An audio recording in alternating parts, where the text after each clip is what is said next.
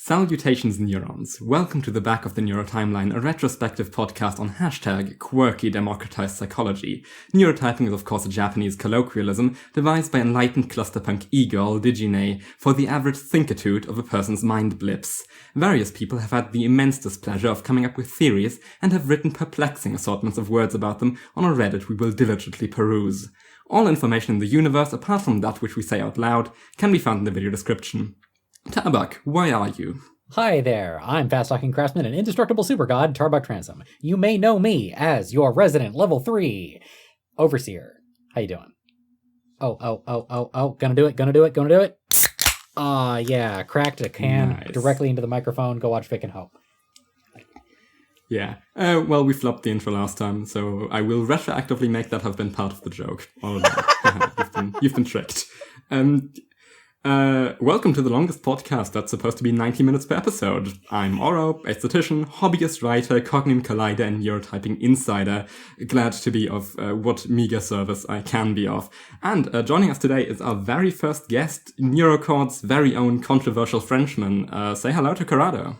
Hi, I'm Carado. I'm mostly a game dev. I write some stuff at carado.moe. And I'm somewhere on the top row of the neurotype chart. Yeah. Links to all his stuff will be in the description. I believe I'm here to talk later about a post on the Reddit I made, which I'm sure we'll come to. Yeah, it's the first one. But first of all, I want to be clear about this. How you, dear listener, can become a guest. You just have to have contributed to neurotyping theory at all to be on the podcast. You can message us. Literally the only criterion is that you have to have done something. Another way of putting it, I guess, would be you can't be one of those talk big into shit weeps and load screens 14 hours a week but too meek to put words on a screen. Got that? Good, because that's how it works. That's the only thing you have to have done to get on here. Have done something.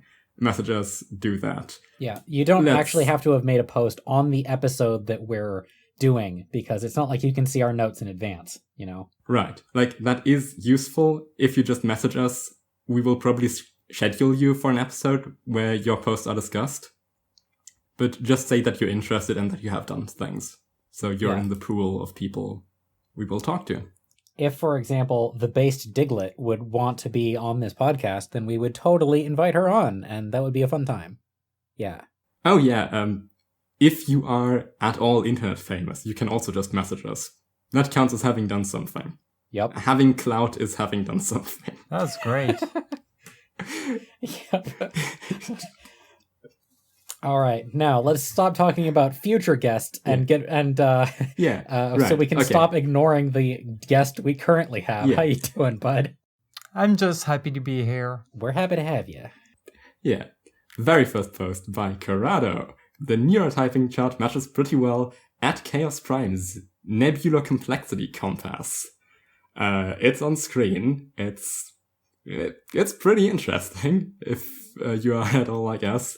Tell us a bit about it. So, or should we ask you questions? It was pretty crazy when it happened, because shortly after Digi started making the neurotype charts and the various early revisions of it, this Twitter I followed at the time, Chaos Prime, which is kind of adjacent to the rationalist community, so stuff like Slate Star Codex and websites like that, posted a chart which maps two concepts that I think, as I said in the post, match pretty well, which is on one axis nebulophilia to nebulophobia, which is how you feel about integrating nebulous concepts, if you will. And nebulous is more like fuzzy or impressionistic, really, and that's why I mapped it to impressionist versus lexical or categorical.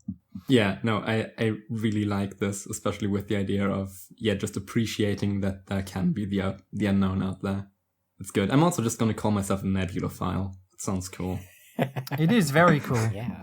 And the chart even has a little Cthulhu near nebulophilia. Yeah, that's cool. Right. I was wondering if that was something that you put there in, or that the creator of the chart or whatever put in that spot. Oh no, or if that was like he put that there. He put that there, and I was happy to include it. yeah. So I had to swap all the axes of the classical neurotype. I had to do a bunch of image editing because the neurotype chart is easier to edit than the nebulocomplexity chart. Yeah, I was about to complain about that right up until I was like, well, how much work would it be to do it the other way? Right. Oh, fuck that. Yeah. No, this is clearly the correct way. And so on the other axis is complexiphilia versus complexiphobia, which is less about the fuzziness of concepts and more about their richness and amount of stuff, I guess, which kind of sounds objectively like you should want to be complexiphile, like you should want to just be better at more complex ideas, sounds just better. But also lateral sounds just better than linear, so it matches even my biases in the chart. Yep. Yeah, sounds about right. I mean, who would want to be a neuroreactionary? Right, exactly. or a that's normie actually- blue tribe. Yeah. I don't know what blue and red tribe are. Those and Keegan, I have no idea. The rest is fine. A blue and But red first tribe. of all, that's one of the few things that I kind of thought doesn't ring true to me personally, is that neo-reactionaries are so linear. Like, the ones I've talked to all seemed somewhat lateral, at least. But hey, the ideology doesn't have to match the people adherent to it, right? I don't necessarily disagree with that. I've had very little interaction with actual neo-reactionaries. I've just read a bunch of moldbug stuff. And what little I read, I guess I could classify as linear in that it's very it's reactionary in essence. So it's based on past history and past states.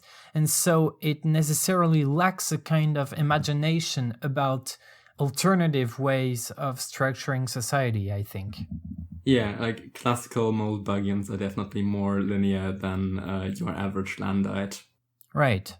Yes, I know some of those words. Good. There will be more of those words.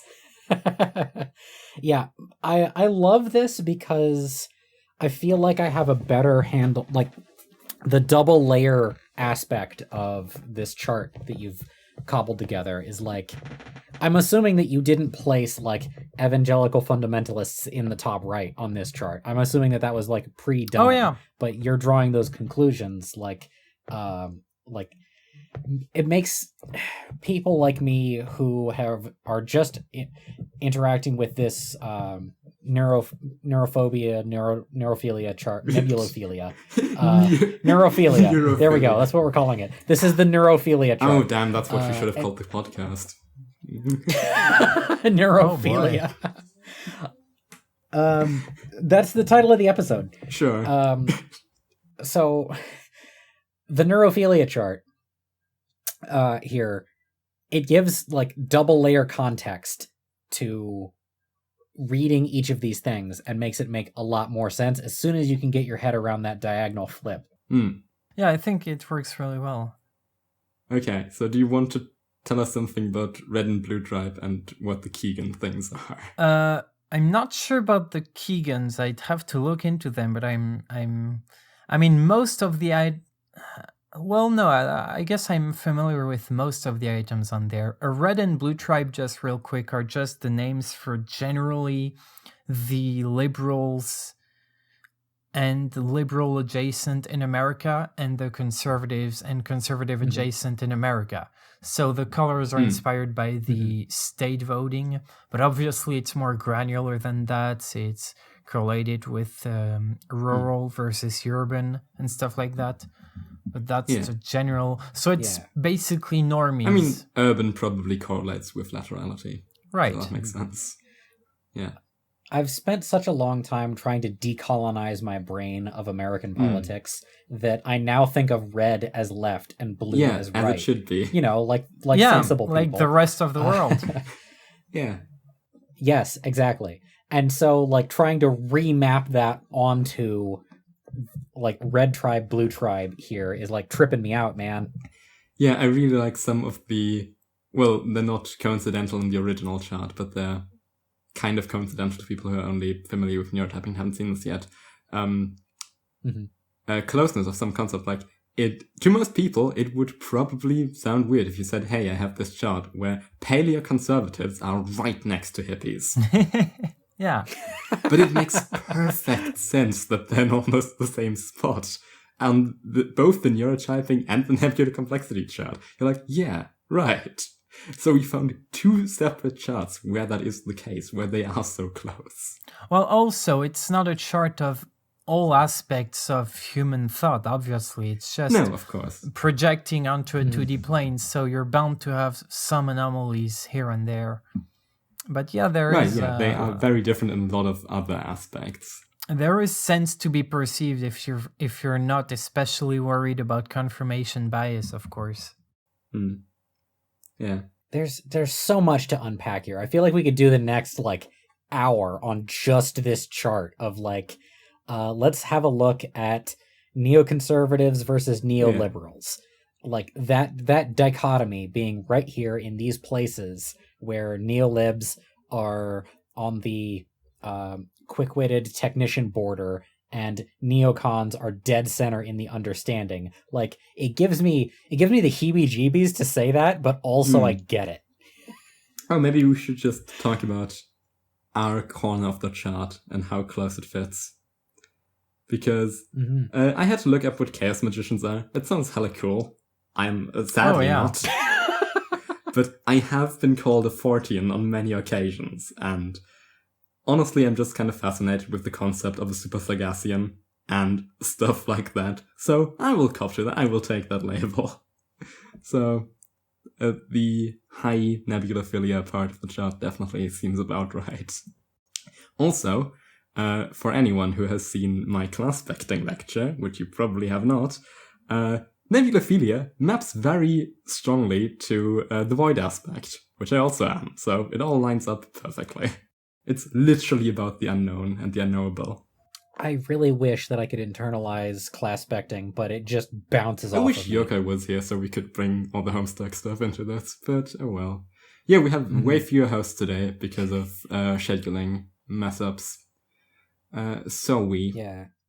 Homestuck, you know where to homestick it. In the treasure chest. Yes, true. Another true fact about reality.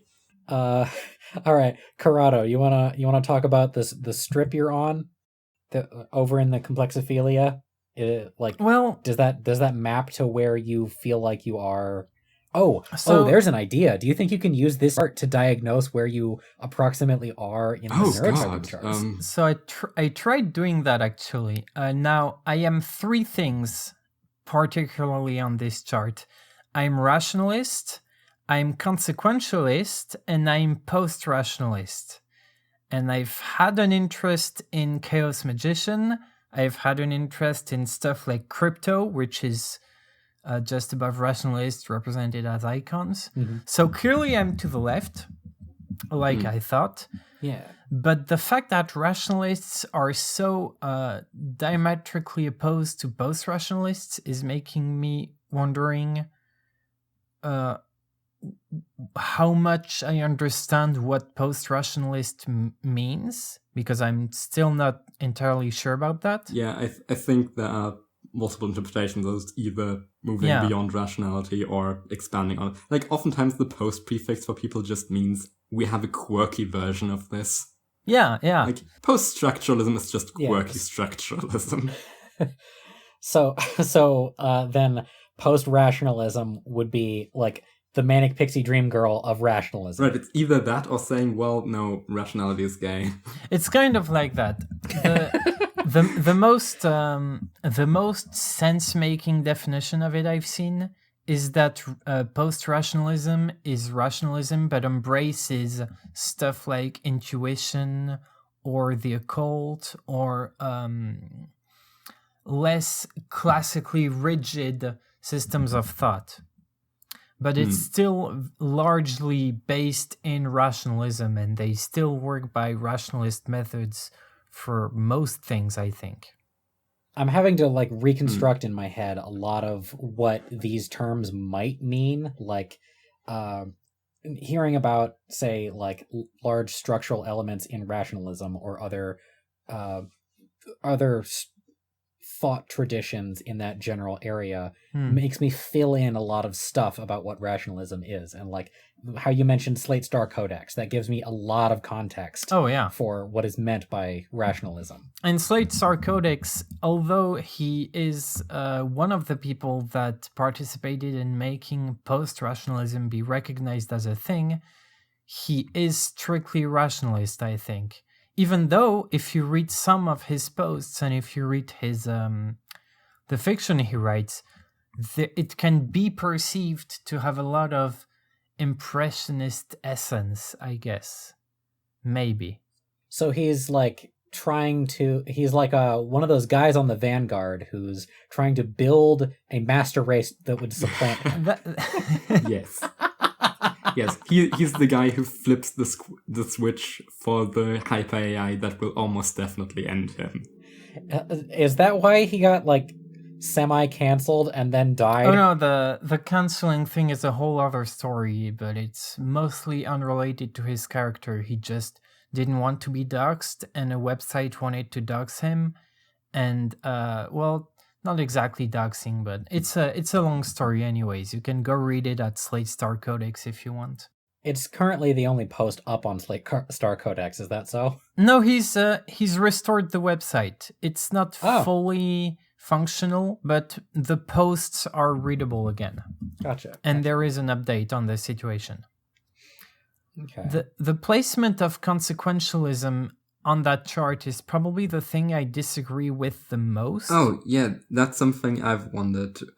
Because if I were to put this together just from intuition, I would completely switch the ontology and consequentialism, probably.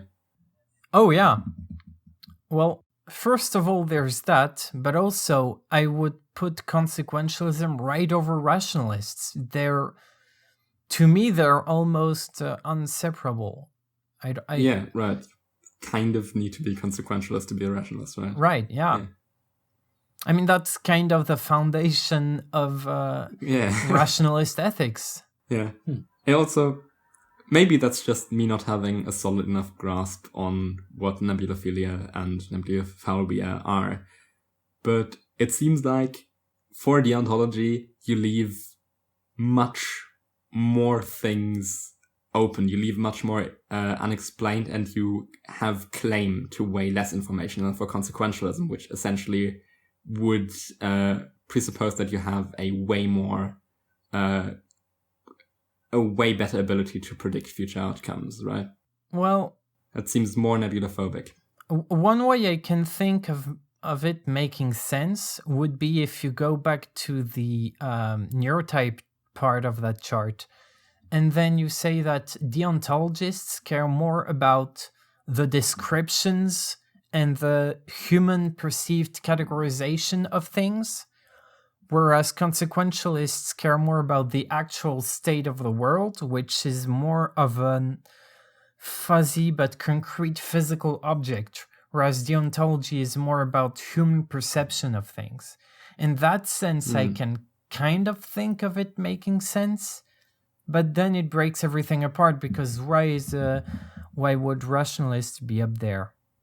Maybe maybe the chart is subtly hinting at a fundamental flaw in the rationalist ideology, but oh god, I'm not sure. This might be a hot take, but is wokeness a deontological position? I think it might be. I think it might make sense that they're so close. Oh my god.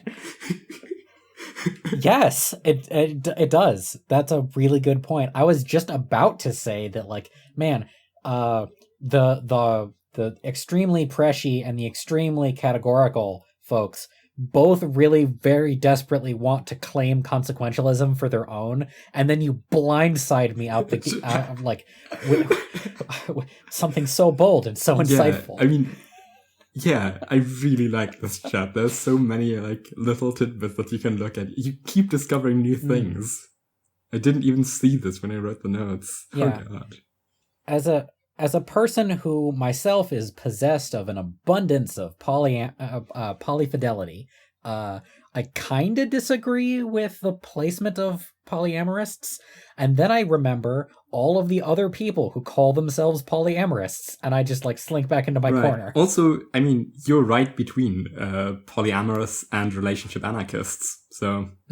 Yeah, which like feels I don't know. Which is also a weird, this could be part of that thing, because as a relationship anarchist, you could totally be polyamorous, like normally polyamorous.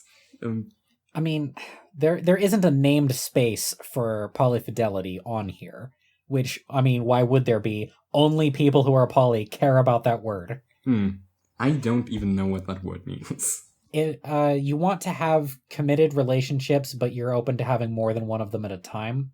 So it's not, we're in a relationship, but also I can fuck everybody around me. It's like, you and I are in a relationship, and maybe we fuck, and I'm also forming other relationships with other people that I would fight just as hard to be, like, keep together, and, like, there's a lot of people who are, like, not so come easy, go easy as the poly life is made out to be, that fall under this kind of, but... Yeah. Also, words are bad, so it doesn't get a lot of press. Yeah, I know a person like that. I didn't know there was a specific term for it. That's cool. Yeah. Unfortunately, it doesn't have like a noun form, so I can't go around calling myself polyfidal or something.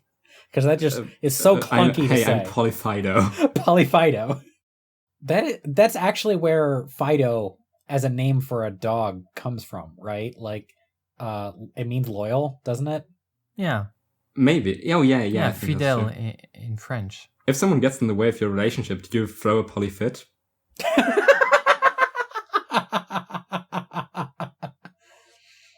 I mean, I always describe it as you would work very hard to not see your relationship sundered. That's a very you way of phrasing it, yes.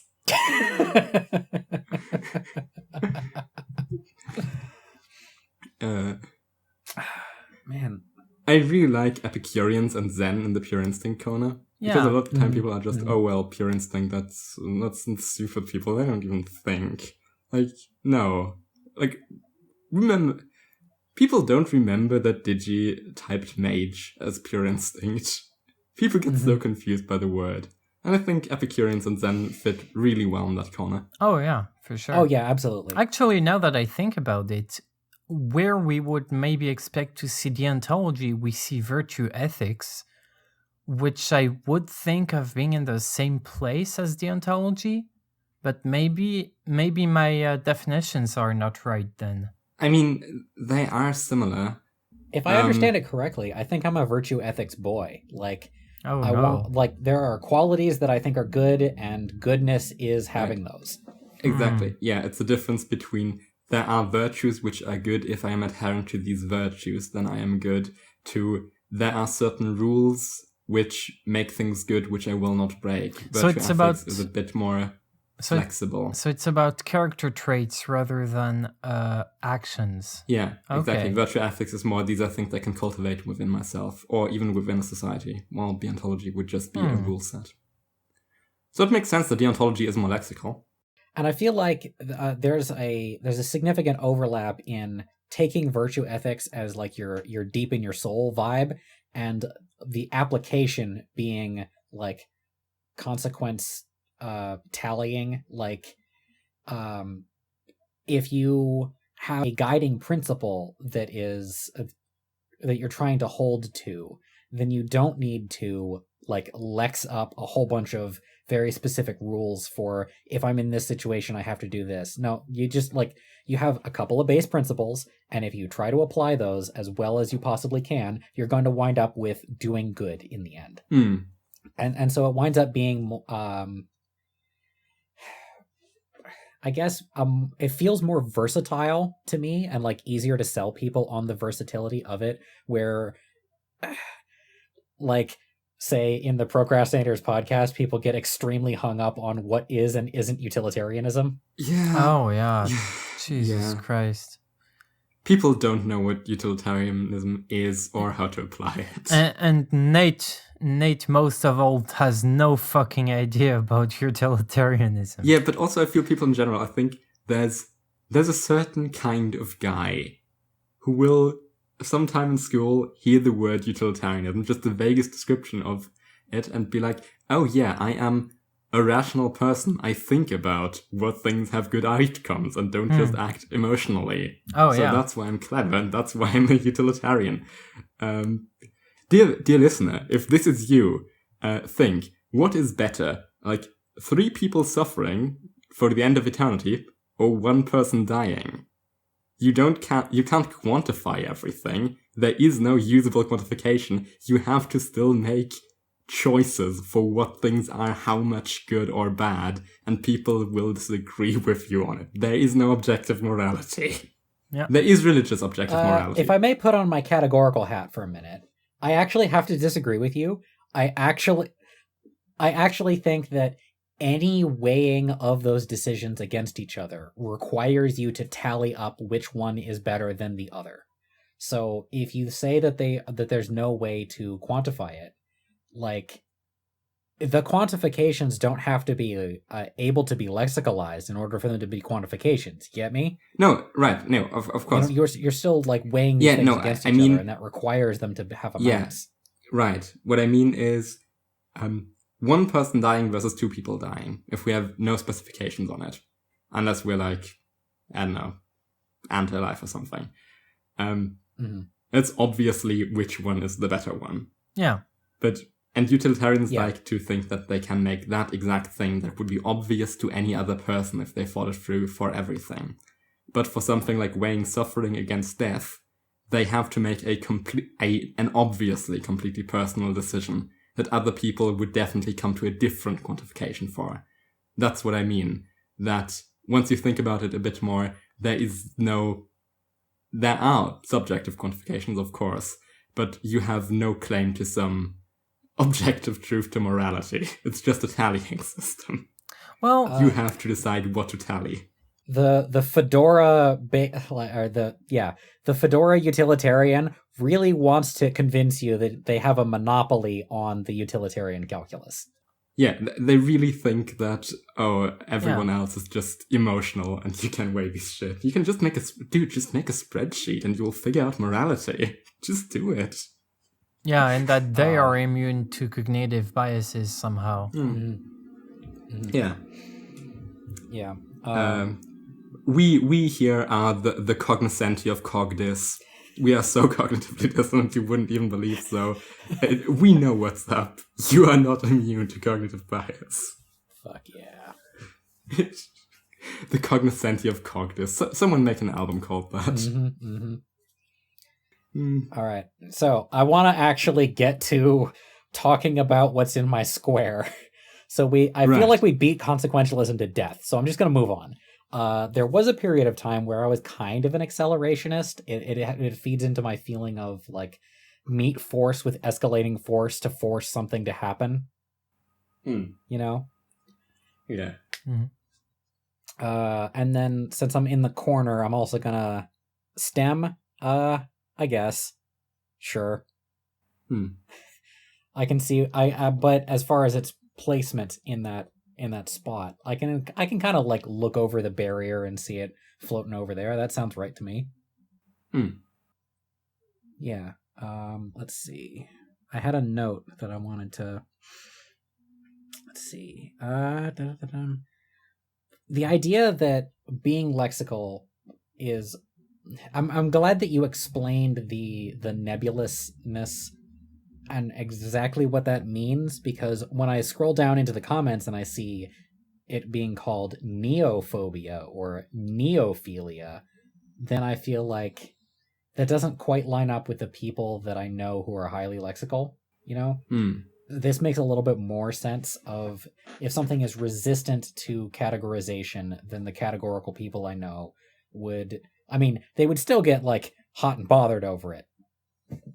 I feel like a lot of Lexis get really desperately excited that they are the ones who get to define new things that are currently nebulous. Like they talk about it like being the first tongue to sup on an untrod poon.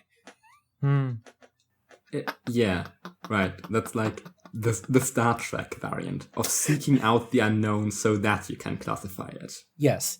Whereas proper nebulophilia is seeking out the unknown because you know that you can't know it, and that's neat. Mm-hmm. Mm-hmm. All right. Do we want to talk about the apocalypses in the comments? Sure. I mean, I haven't really thought about that, but yeah, go ahead. All right. Well, I would just wanted to like look over it and be like, interplanetary techno-fascist manifest galaxy. Is that me? Is that how I'm feeling? But well, I zoom out and I'm like, hyperhuman accelerationist. Yeah, I guess that's the quadrant I'm in. So that lines up. Yeah, I can get behind that. Carado, that's the chat he's talking about. Yeah. I really threw this one together kind of for fun because I really like the future compass. Mm-hmm. I don't know how much sense it necessarily makes. Like neoconservatives over fully automated gay space luxury communism. I don't know. I also don't know if bookkeepers would be prone to ecofascism. Right, yeah. Yeah. I mean, global genocide anti-singularity seems right. If anyone would be anti-singularity, it would be bookkeepers. I feel like eco-fascist global genocide anti-singularity would kind of require a lot of bookkeepers, but that's the other half of me is like, well, that's just because society in general requires bookkeepers in some capacity. It shouldn't be about logistical needs, but more about ideological alignment, I guess. I'm just happy because I get to be a recursive Matryoshka brain universe reduplication exit if I were to be a post-rat, which is the best post-singularity scenario because it's the one that can generate all the others and that has exit in it. Yeah. Okay, through a utilitarian lens, does it make that better, though? Because a lot of them will be bad. So if it creates more bad, isn't it bad? Well, this is the Sword Art Online problem. Are we counting good things minus bad things, or are we counting the stack of good things and the stack of bad things? Yeah, all of these post-singularities can go terribly right and terribly wrong. I mean, some of them can only go bad, like the strip mining singularity can only go bad. Yeah. But a lot of them can go either way, really. So I'm just assuming optimism and working under that assumption. Yeah. I gotta say, though, total nihilistic... can I even read that? Unsingularity. Total nihilistic unsingularity. That's pretty zen. It is, though. Yeah. It is. Yeah. Oh, yeah. Or archaeofuturist Miyazaki patchwork over New Agers, hippies, and paleo-conservatives. That kind of makes sense. Yeah. It does. There's a lot of correlation here that's really good. Mm-hmm. My confirmation bias sense is really tingling on this one. Mm-hmm. I'm really getting my bias confirmed. Oh, yeah. I mean, relationship anarchists would definitely be in the cybernetic sex line transcendence, so... Fucking A right, yeah. That's a good one. I'm gonna zoom out a little bit and just look at the axes. Acceleration and lateral and complexophilia all together in a cluster. That sounds right. That immediately strikes me as right. Does it? More complexity, more laterality, and the acceleration of things sounds good. And deceleration and linear and complexophobia, those forces all feel like they sort of cluster together. I don't think Fortunism is in any way accelerating. I don't know enough about it to dispute. Essentially, do you know what the Super Sargassian is? Nope. Okay, the Super Sargassian is a thought experiment essentially to say, well, if an item is lost, there's really no way of saying that you lost it, it went somewhere. We could just say that there is a space, some different dimension that things slip into and can slip out of when you refine them. So there's just this parallel world where all the lost things go, and that's the Super Sargasso Sea, the Super Sargassian. As the Sargasso Sea is the place of the world where the Bermuda Triangle is, where things are lost, and so this is the Super Sargassian. So it's the land of the lost. Right, it's unprovable by its very nature. Like, if it's lost, you don't know where it is. Are you familiar with the land of the lost, by the way? Yeah. Okay. Yeah. Okay. For the folks who don't know, before Star Trek, there was like a semi-kids show called Land of the Lost, where things that are lost, such as dinosaurs and your socks, all wind up. They get like funneled away into a world out of time, kind of like Neverland, and they had cool adventures there. And a lot of the people who wrote for it went on to write Star Trek. Then, significantly later in time, there was a Will Ferrell movie about Land of the Lost. And then we come to the present. Yeah. So Ford is just a writer. He wrote about that and many more things. He doesn't believe that there is a Super Sargassian. No, but it's cool. Yeah, but people took this as a version of extreme skepticism. Like, if there is an unfalsifiable, different explanation for something, what is the reason why I should accept that things are just lost? Right, That's yeah. just as likely as there being a Super Sargassian. It's like people adopting elements of Lovecraft mythology into their beliefs, even though it was designed as fiction, yeah. Yeah, and that's why people have often called me a Fortean, because I do a similar thing where I'm just like, okay, but if this is a useful thing to believe for, like, my personal mental well-being, and it's unfalsifiable, what the fuck holds me from just believing that thing? Yeah. Which isn't exactly Forteanism, because Forteanism was just told that all these things are equally likely, fuck it. I'm like, no, I'm just gonna believe what I want to believe. It's cool. And it doesn't seem outside of the realm of possibility that somebody might just accidentally make up something that happens to also be true. Yeah. And also a space of all lost objects. Like a place that everything from reality can just slip into and slip out of is just really cool. Like, this is the ultimate liminal space. Oh, yeah. Inside and outside of reality simultaneously. Composed entirely of it, but not part of it. It's so cool. If there's a real backrooms, then the backrooms is like the utility access that you use to traverse between our place and that place. And like, if you wanted to try and organize it, if it even is capable of organization, going through the backrooms is how you would do it. Yeah. Well, cool shit. It's a cute idea. Of course, I oppose it because I'm a rationalist, and you should cut it with Newton's flaming laser sword. But sure, right. Have fun with that. Yeah. Nebulophilia, impressionist, hyperhuman. Does that cluster well to you?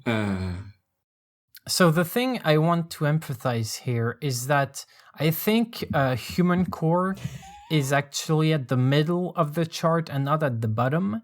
And I think post-human is kind of the... I think hyperhuman is kind of the post-human axis. So in that sense, it's not claiming that humanness is not in lexicality. It's just putting the... is the total nihilistic and singularity post-human? No. But it could be, right? In like an ascetic ascended from earthly desires and earthly presence, Yeah, it has purely those nice little pillars. Everyone can be a stylite. right, yeah, being an orb of consciousness, if you will. That's kind of post-human. Like being the the ultimate Nordic iron-pilled motherfucker is the total nihilistic unsingularity. I can see that. Yeah. For anyone who doesn't know, stylites are essentially ascetic monks who meditate on a spire or pillar of some sort and just don't leave it. So imagine a reality, a post-apocalypse, of just a bunch of people sitting on pillars, not eating anything. All right, I'm calling it now. This is probably going to be our coolest episode for a long time. It is, yes. I kind of like the idea of unhuman and categorization going together, because like there's a reason it's called human calculator. You know, it's trying to make people more like machines, and there's something innately unhuman about that in a cool way that I don't have, but I know people that definitely do. Yeah. Oh, Or maybe I'm just like finally envying across the aisle. It kind of feels like a thing, but also it feels like it plays into the Vulcan type of misinterpretation of rationalists, where rationalists are kind of seen as these computer people without emotions, whereas the actual modern rationalist movement is all about, on the opposite, constructing through rational means a world that can satisfy those human values we value.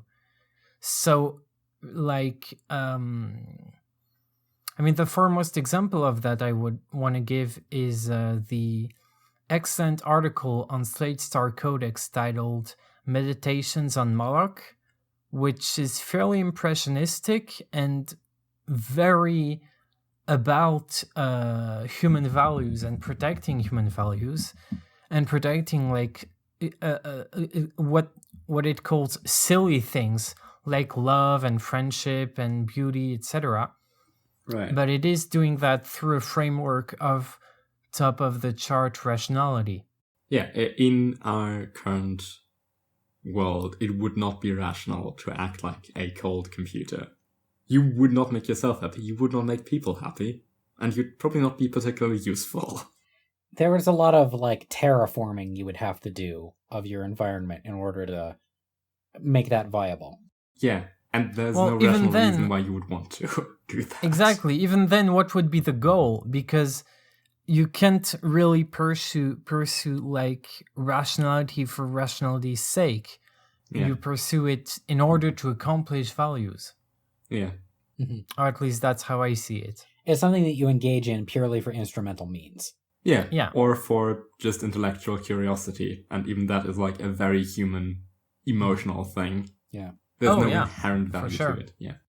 Man, I feel like I could talk forever about this chart, about Yeah. how hipsters and monogamists start the base of a line that runs through Blue Tribe to Red Tribe and terminates in evangelical fundamentalists in the bookkeepers section. And like, that is America in a nutshell. Hey, if you are a person who made that journey, call into the show. And then way over on the human calculators section, you have theologians, which is just the disconnect between those two things is just so perfectly appealing to me. Yeah. Yeah, I fucking love this chart. Yeah. So I criticize this later in the episode that you're currently listening to, but like the idea that all 2-axis systems are the same, and yet we're looking at this one and this lines up fucking perfect. This is great. This one is Yeah. impressive, yeah. Yeah. Definitely not all charts map together. Some are orthogonal to each other, but some of them will eventually map the same concepts necessarily. And this might be an example of that. Yeah, I am loving this. This is the only valid 90-degree chart flip and mirror. Yeah. Yeah, I can get behind that. And from staring at it for the past literal hour, I can say that eventually the diagonal reflection stops just making you freak out. You just go with it pretty quickly, in fact. Yeah. All right. Would you like to talk about the second post? It's not looking good for our runtime. I've burned through my notes, and more than my notes. I didn't expect I would explain the Super Sargassian, but I'm glad I did. I also explained Stylites for some reason. Oh, man. Some impressions on Lexicality by Thirst Rayos. Okay, like, this guy's writing, if you are reading the post on screen right now, this drips overseer energy. If you write like this, you are an overseer. It starts out with his school experience, all the things he's learned and done, how he did it, why he had the time to do so. Also just the wording. I think that's why I bounced off of this one so hard, and why it took me like an hour to read it, is because this just sounds like the background radiation of my mind. Nice. Yeah, if you put a microphone into my head, this is what the air hiss sounds like. Wow. I would have assumed you would take that way less flatteringly, but sure. Oh, I don't find it flattering at all. I hate this post. I feel called out by this comparison, and yet, like... No, I mean, the fact that you made it to yourself made me think, oh, that's weird, because I normally don't think that you would ever say anything bad about yourself. Yeah, I mean, it is one of my many, many, many virtues that I am willing to acknowledge the things that I do wrong. Yes, of course. That's what makes me the best living person. Yeah. Don't you know? Yes, I do know. You see the true facts about reality counter in the top right corner. You don't, because I won't put it there. Just like I didn't put the Tabak mentions a creature counter in there. It would have ticked up like twice. Oh yeah. Oh yeah. Should I add delusional to my list of traits? To your list of in virtues. My introduction? Yeah. Oh. Okay. Because we spent a lot of time on the last post, let's just say what this does. Lexemes and language generativity.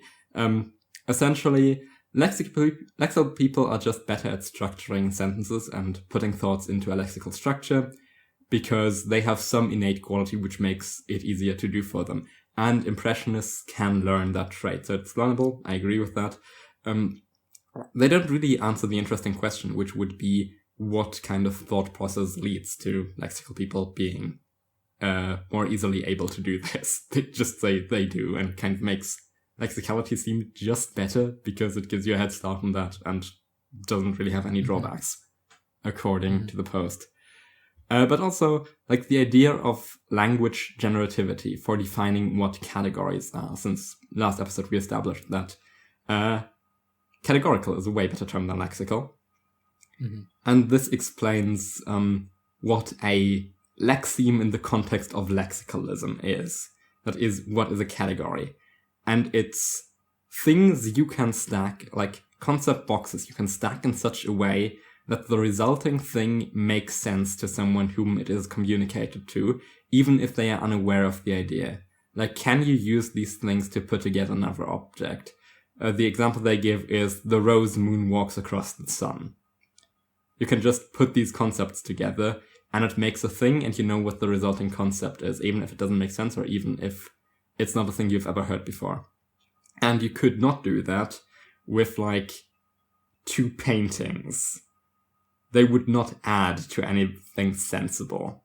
The rose moonwalked across the sun is at least intelligible, you know? Right. Like, it picks out an idea, and it makes sense as a thing that is constructed and built up, even if it's lunacy. Categories are anything you can add together to narrow down a concept for someone else. I think that's a good definition, that it's generative, that you can make new things from it in an intelligible manner. Yeah. I think that's a pretty valuable thing to identify. Like, no, definitely. I really like that about the post. But part of what this made me think of, and like I was talking to somebody else in the background about this post specifically, that like this treads heavily on the idea of only being able to notice certain things after there's like a structural language to describe it.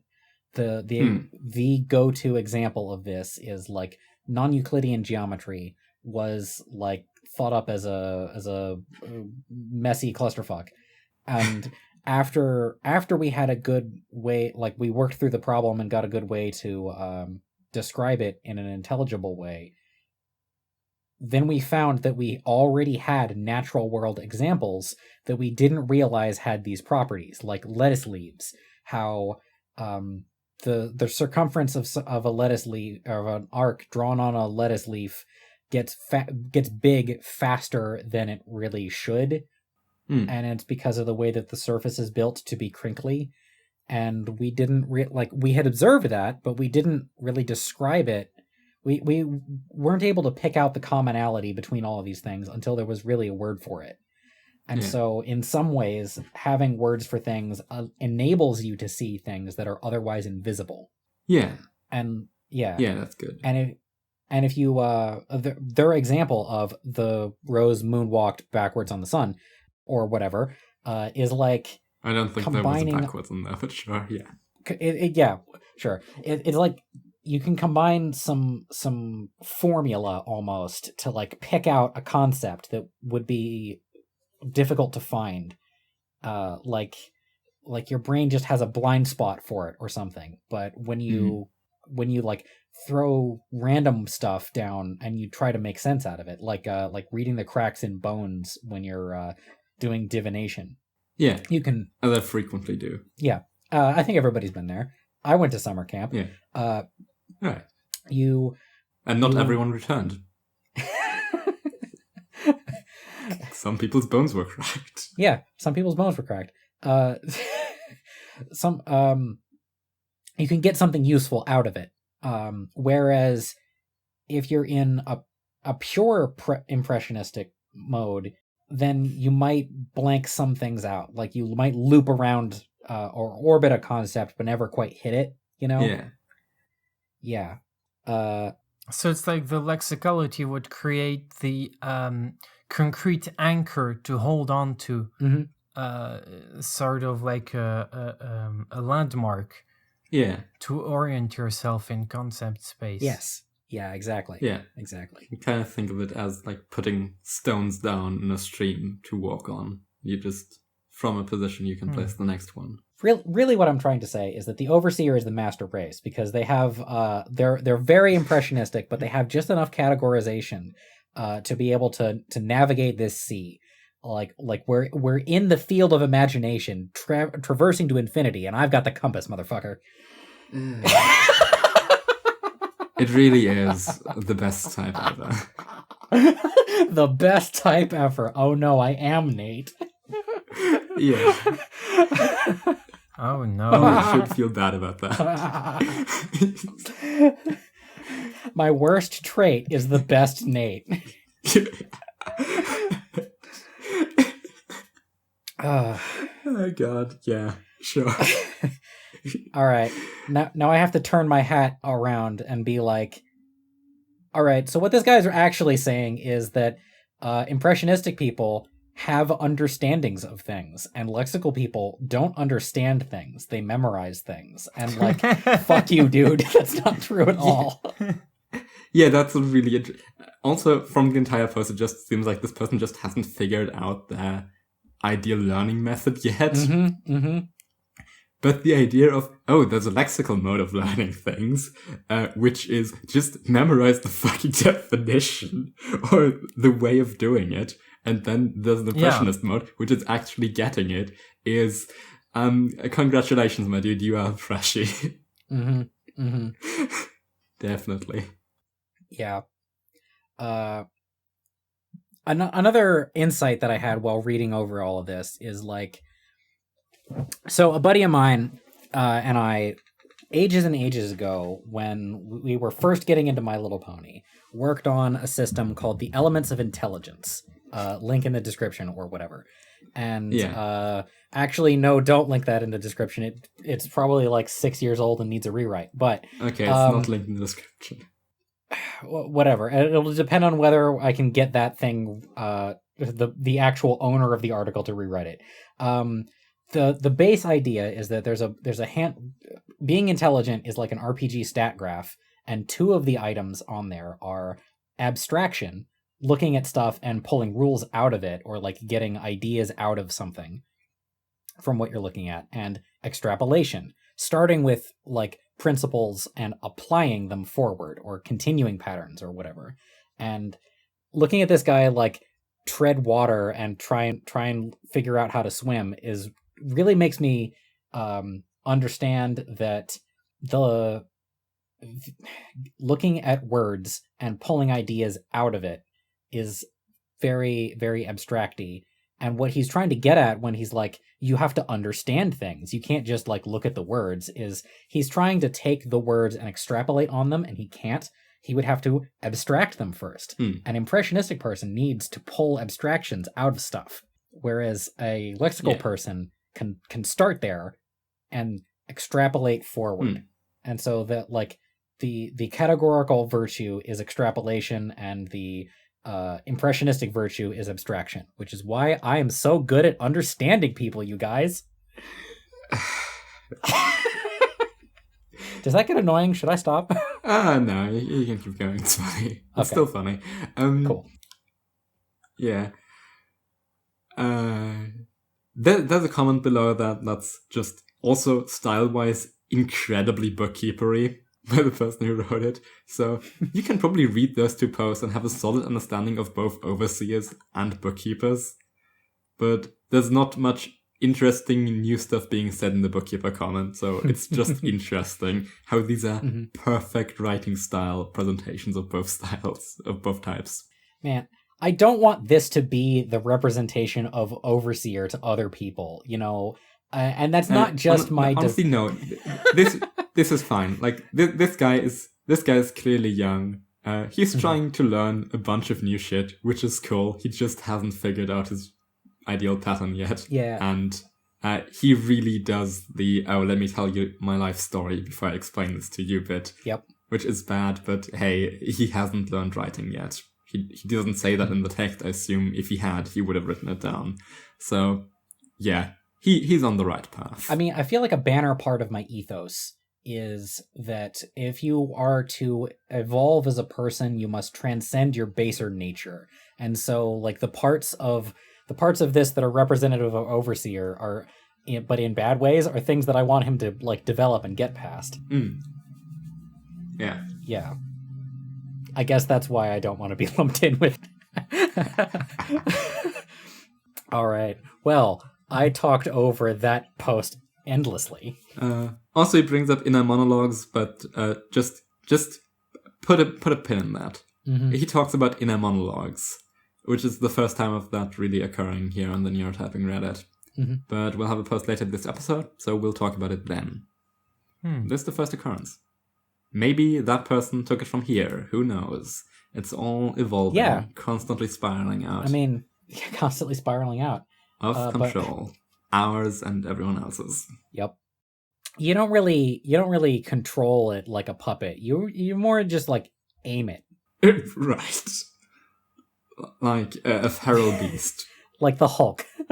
Right, a feral beast. Yes. Exactly. All right. Okay, back to a time cake post. Really seeing a lot of this guy. Linear entrapment and lateral overload. Autism as suboptimal relevance realization. I feel vindicated by this post. Oh yeah, it's really good. Also, there's a really nice graph in there, which is the relevance realization graph. And if from now on anyone talks about any kind of, well, this is my thought process, whatever, and how people do things differently, I really wish they had like a whiteboard with this graph on it to pinpoint exactly, okay, this is the step we are talking about. Because too often people will get lost in the weeds and try and think they're at completely different points in there. Like, this would be a good thing to just have in any of those conversations to be like, okay, we're talking about this part specifically, because it's a good, just enough words to be comprehensive and few enough words to not be overwhelming graph of the subparts of cognition. It's really good. It is interesting. I'm trying to post the direct link to this fucking thing, but it's not working. On screen, I guess. Yeah. Yeah, it's definitely on screen. I thought you were trying to post it for Carado. Okay. Oh no, I can see it. Well, Carado can... Oh, okay, good. Okay. Yeah. Yeah, it's good. Okay, now to my only small little problem with this. I don't think there is a consistent idea of perceived autism, because he makes the distinction between medical autism and perceived autism, like things people call autistic. Yeah. I don't think that is an actual coherent field. I think there are many disjointed things that people just call autistic. Yeah, I mean, we kind of covered that when we talked in depth about circle theory of autism. Yeah, we did. And we retouched on that at the top of this episode when we find out that our lovely guest here totally agrees with us that norminess is center of chart. Yeah. And as we all know, norminess is next to godliness. Well, that's an opinion. It's not an opinion I hold. It's merely a quote. Yeah. None of the beliefs stated in this episode are to be taken seriously. Mm-hmm. That is to say, all of them except this one. The only beliefs to be taken seriously are the ones that I say that are self-aggrandizing. Take those very seriously. Right, yes. Yeah. This idea of linear entrapment and lateral overload is so intensely valuable because it shows, like, at the extreme ends, exactly what can go wrong for this particular person. And if you wanted to type somebody on the linear to lateral spectrum, I think this is the silver bullet to do it. Yeah, that's what I also thought. Like, you could very easily show this to people, and it like correlates perfectly with my experience with both laterals and linears. Like the usual problems. Like small little bit, which is the metaphorical synthesis he puts on there. And I think the metaphorical synthesis is more of a right lateral thing mostly. I think it's more just general synthesis of multiple solutions. Like the thing that is uttered is some combinations of all the relevant thought processes that arose, the things that can be coalesced into one. It doesn't have to be metaphorical. It could be something else on the more lateral side. Although I feel like a good metaphor or good... Yeah, right. No, metaphors are definitely a good way of doing that. Yeah. Yeah. Like, I would like to see somebody's thought pattern chart like this, where it funnels back together. Like, it starts in one point, spreads out, and then comes back together, like the opposite of an hourglass. Yeah. A sphere. A sphere. The opposite of an hourglass is a sphere, I guess. Okay, fine. Or maybe two circle-based pyramids. Oh no, they're called cones. Two cones. Circle-based pyramids. Circle-based pyramids. Cones. I mean cones. Don't kill me. That's better though. Circle-based pyramid is better. Get fucked, math nerds. Tolgi, don't kill me. Okay. Let's see. I like how this post begins with, as I was going through the neurotyping axes, I came across a connection between a linear lateral axis and autism, as though Digi didn't state this herself, like, immediately in the video. I mean, this also, like, explicitly harkens back to circle theory, so more connections to previous posts. Also, what it brings up is that autism is just any ineffective cognitive mode, which is kind of similar to my previous autism is any non-standard flow state. But I don't think that's completely true. I think there are ineffective cognitive modes which appear... not all ineffective cognitive modes appear autistic. Like, wait, fuck, I had an example for this. Being dumb. There you go. Right. That's an ineffective cognitive mode. Exactly. Being dumb. That's an ineffective that doesn't cognitive immediately mode. scan autistic. Yeah, doesn't stand out as autistic. And there are some more than average cognitive modes which appear super autistic. Again, spreadsheet autism. Yeah. It's not effective. It's more effective than the average person. And it seems very autistic. I assume effective here means relative to the standard normie world, right? I assume it's relative to mean- what you're trying to accomplish. Yeah, that's exactly what I was going to say, is like, effectiveness is only measured in terms of the goals that you have. If you're not trying to do anything, then there's no such thing as effectivity. Effectiveness? Effectivity, what the fuck was that? So it would be kind of an objective measure then. I mean, if you could perfectly communicate what you're trying to do, then yeah. People could measure you by that externally. I think we're onto something here. In which case it would just mean that autism is just bad, right? Because people with autism would just by definition be the ones that are worse at accomplishing what they want to do. I mean, we're still talking about Timecake's perceived autism, and I think perceived autism is always used to denote something bad. So yeah. Yeah. The rub here is that, like, in quotes, perceived autism, or like in quotes, low functioning, is just when somebody thinks differently than you in a way that you don't like, and it seems to be what you would consider interfering with something, whether or not this person actually is functional. Right. Alice might look at Bob and think that Bob is like super low functioning when actually Bob is totally fine, and it's just Alice being a judgmental bitch. Right. Or it could be that Bob happens to be dysfunctional within this society, but would work in a society of Bobs. Yeah. Yes, exactly. Or to go even further, like, Bob might actually be dysfunctional, but not specifically dysfunctional in a way that is like different thinking, not in a neurodiversity kind of way, like actual autism, but just in a Bob's an idiot kind of way. Yeah. Also, Bob might be dysfunctional in a way which is not the way in which Alice perceived it, and so Alice is herself dysfunctional, and that she perceived his dysfunctionality wrong. Right. It's a rich tapestry. Yeah, right. So many options. Yeah. Pick your favorite in the comments. Hard left turn. Do you think that the term relevance realization is actually self-explanatory, the way that this guy claims? It's self-explanatory when you look at the chart, I think. Yeah. Yeah, it is.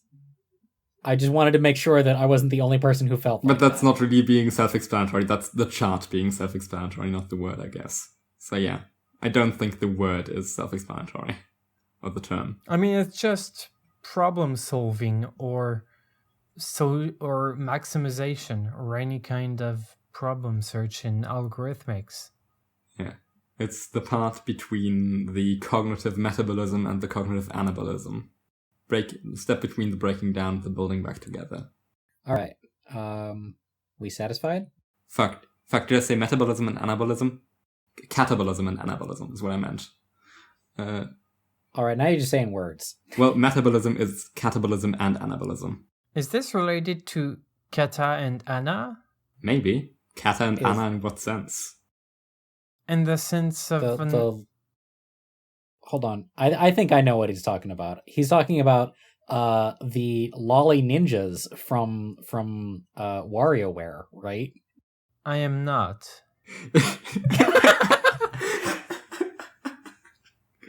But they might actually be named after the Anna and Kata that I mean.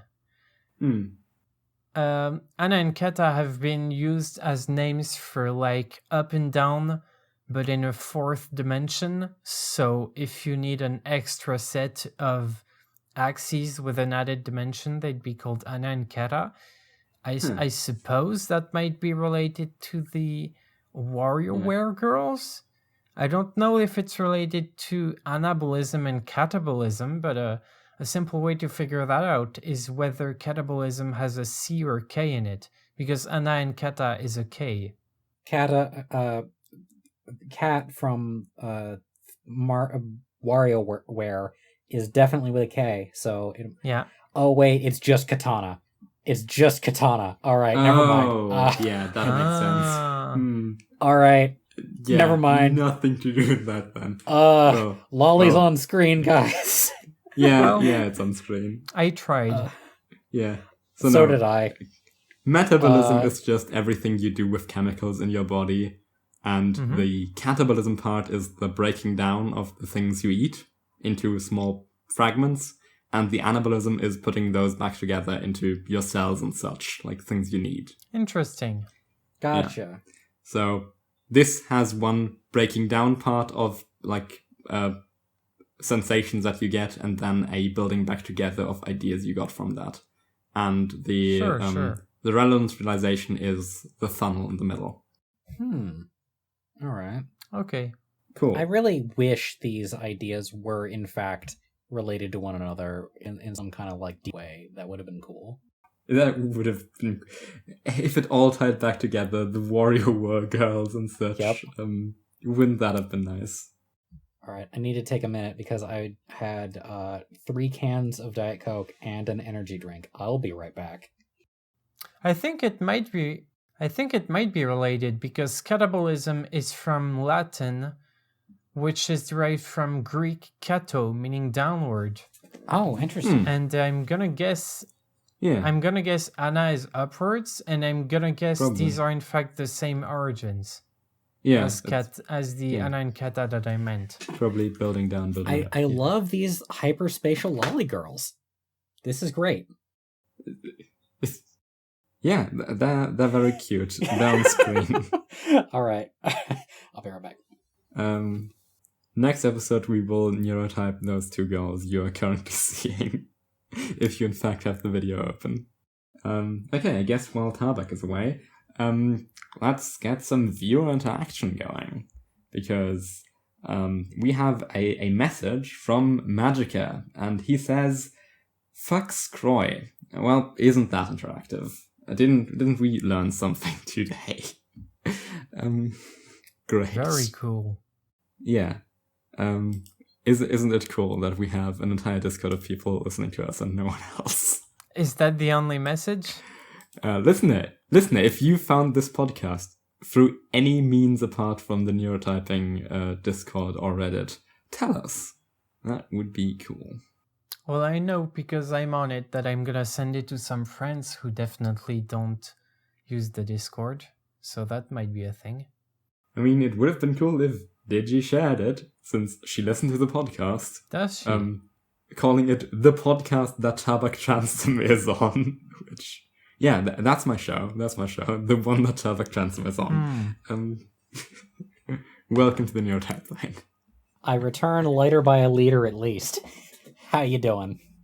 Excellent. Yeah.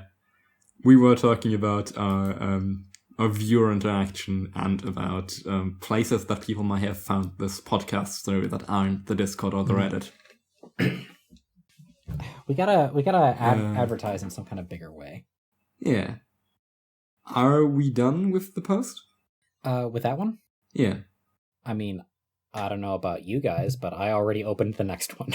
Sure. Okay, yeah. good. I'm also thorough. Oh, Carado. Yeah. Are you actually looking at the notes post at all? Can you see the post we're talking about? I mean, I have the tabs open. I sent him a list of the posts. He doesn't have access to our document, but he has access to the posts. Yeah. Okay. Blind deaf mute. Cognitive style analysis. A very similar two-axis thinking style model. Tarbak, you go first because I have a long-ass diatribe about this. Oh boy. So this is what I was calling forward to when I said all two-axis systems are interchangeable, apparently. It's like, you can take any two axes and just like staple them onto each other and it'll work. Only no you can't because this. Yeah. That's my piece. Okay. Yeah. We had Blind Deaf Mute before, and I think they're on a good path to becoming a villain of the show. Oh no! Like a real scoundrel. Because I very nearly was like, "Oh hey, it's Blind Deaf Mute, that villain." Yes. I wish I had introduced the post that way. No good person that it is.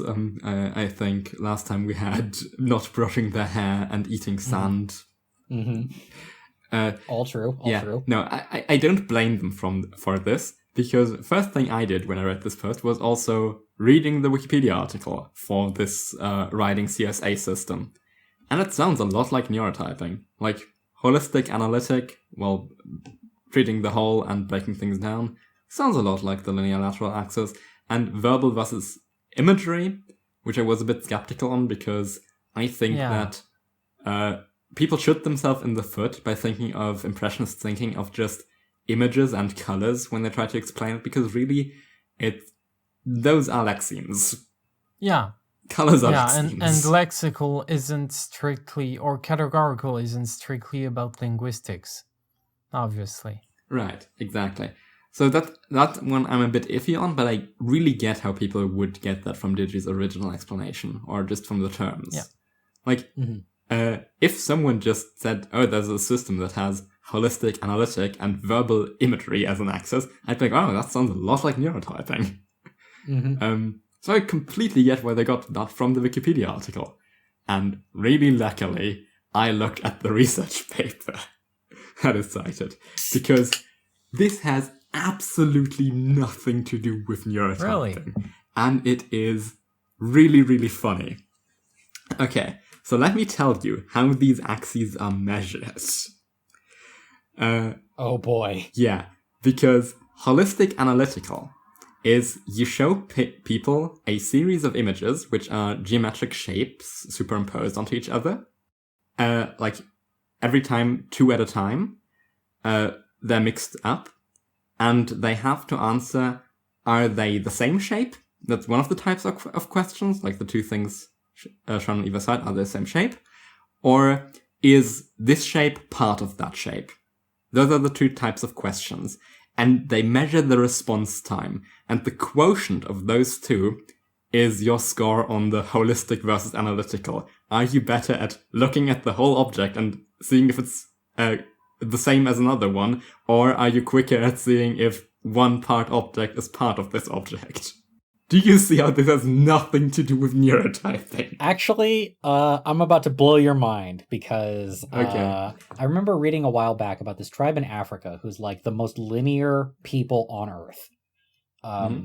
They are highly isolated, and they are, as a result, they are extremely focused.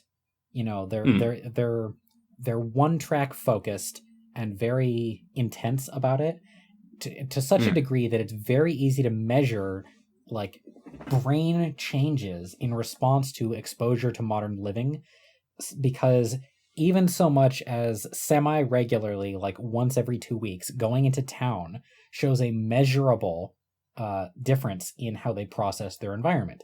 People who are from this tribe who do not go into town, when you show them, like, a circle made out of plus shapes, they will say that is a bunch of pluses or X's or whatever, and not a circle. But if you show somebody who goes into town regularly, they will say it is a circle that is made out of plus shapes or X shapes. Yeah. They focus very much on the small scale detail of these things, and not coordinating their perception of a whole. And this that mindset, like, shows in basically every aspect of their life. I don't remember the whole text. This was like 3 years ago.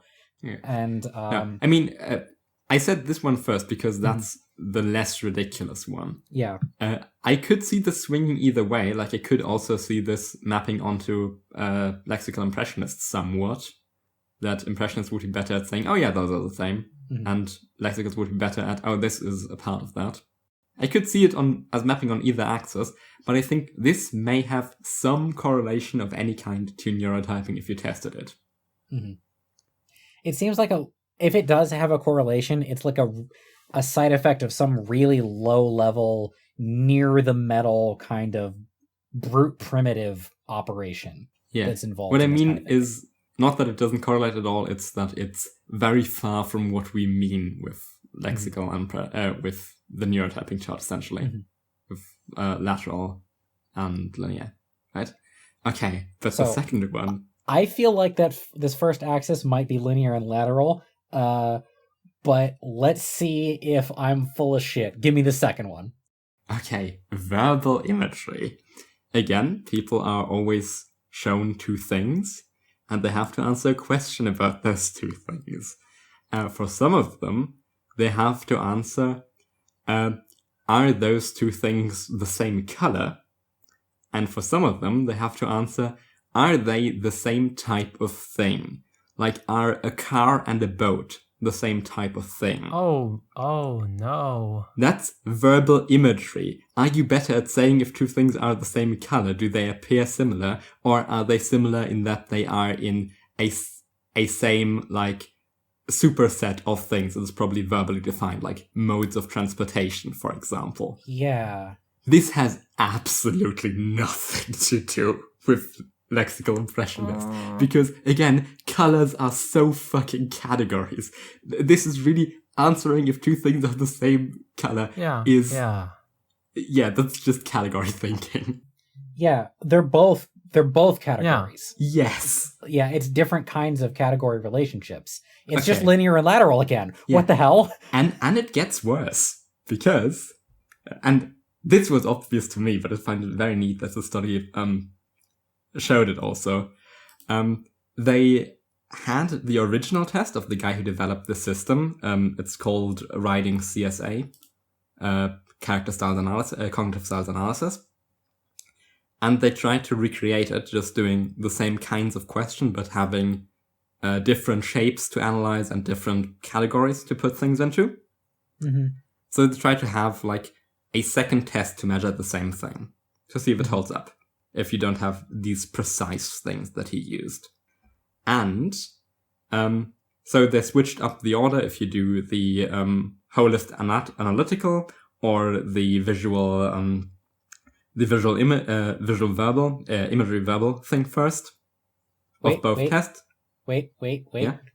Carado, do you want to give a prediction here? What do you think's going to happen when they change the order and change the categories? I think the test is gonna have no reproducibility. Yeah.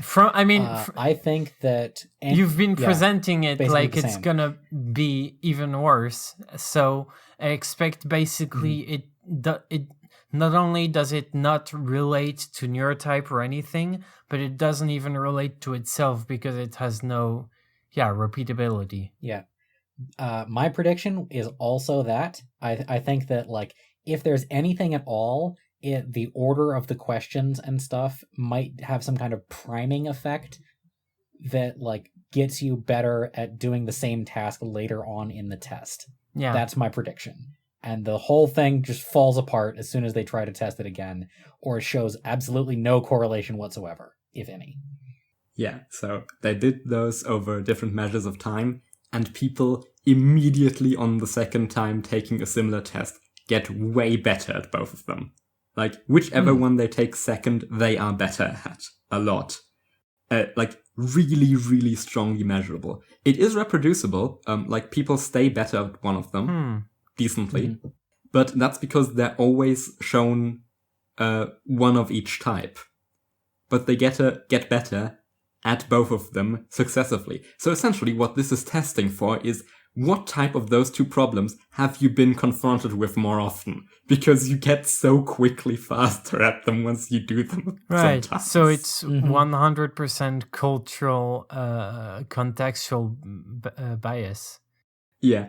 And also, only holistic analytic is stable for the test. They were not able to create a mirror test with the same characteristics which would reproduce the verbal imagery results.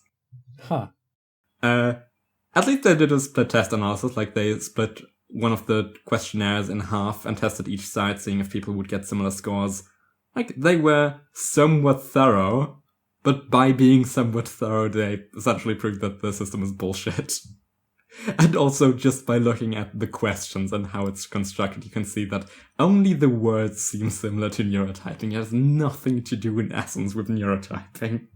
I can see, like, a soft correlation with linearity and laterality, as I already, like, went in on. But My overall conclusion, just having listened to all of this, is that if it has any applicability to neurotyping, it's just confirming that these are skills you can get better at. And that's it. Yeah. Oh no. But more likely, I'm gonna lean on the side of reject this thing entirely, and try and measure that by other means. Yeah, the more I read of this research paper, the more I felt like I was being fucked with. Mm-hmm. So, considering this thing is useless, there is a possibility that blind deaf mute is in fact correct, that it is similar in neurotype, and that neurotype actually is also useless. That's a possibility we have to entertain. You did it, man. You cracked the code. Yeah.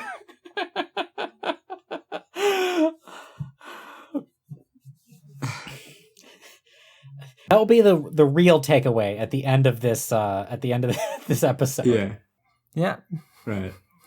Oh, I thought at the end of the podcast, I thought at the end of it, we lost all faith in neurotyping. We have like a breakdown arc. I would love that. I mean, sad end. But Oh I would God! love Oh that. no! Oh, it's just gonna become a series of dramatic vignettes as we move through our lives, complete disillusioned with neurotyping. It's just gonna be a horseshoe This finale. is like when the PCP stopped doing topics and started doing whatever, except much faster. Oh man, we took a bitter turn into better art. Hell yeah. Yeah, I'm so glad I read this. And at the same time, I cannot imagine being the person who put together this test, because, like, even apart from this having nothing to do with neurotyping, they proved the axes being orthogonal, by the way. Like, your ability for one of those things does not impact your ability for the other at all. So these are cool axes. They are orthogonal to each other. But I cannot imagine what use these tests would have at all for anyone. I can see the holistic analytic thing more. That seems more interesting. But if people are being better at typing two things into a category than into a color, which is also a category, this is like the most ridiculous idea for a test I have ever heard of. I mean, what I want to ask is as a cool question is like, does this demonstrate also that learning tasks and getting better at them is a narrow, non-transferable thing, or is it a broad and transferable thing? Does practicing putting bullshit on computer screens into categories transfer in some way into categorizing other things, or not? Yeah. Just because of the extreme specificity of the test, I want to guess not, but I don't really have any intuition. Yeah, I don't know either. Yeah. All right. Okay. Relation Dusk Symphony. Dusk Symphony posts relation to the concept of high and low text context culture, in which they say that the U.S. and Germany are both low context cultures. Oro, do you feel like you're low context? Oh yeah, Germany's definitely low context. I think even more than the US. I believe so. As like I would have guessed that. Yeah. Yeah. And if I may, like, if people know the demographics of the United States, I'm going to go ahead and say that the South is more high context than the North, or rather, the rural is more high context than the urban, having lived in both places. Yeah. I think that's generally a theme. Yeah. Because, like, in urban places and big cities, you would have less shared access to, like, a pool of common patterns of things you just do and have to infer, of ways to interpret certain situations, because people come from way more diverse backgrounds. So, rural places would necessarily be more high context. Yeah. Yeah, and your number of novel interactions or connections with novel connections with people, where they're brief and short-lived, and you've never seen this person before, and you're never going to see them again in any meaningful context. Yeah. That tends to go up the more urban you get. So that also like reinforces this need for high contextuality in in very familiar spaces and low contextuality in very unfamiliar spaces. Yeah, good that you bring it up. I also have as a note that countries aren't monoliths. Right. It's hard to categorize just that way. Mm-hmm. I mean, I guess that it's primarily a linguistic concept, and that a lot of that can be taken for like a language and such. But it also very much depends on the context for how high or low context something is. We should also take a brief minute and tell people what the fuck we're talking about. Like, what is a high context and what is a low context? I mean, do you want to just read the post? It's pretty short. Sure. Let me put on my hat.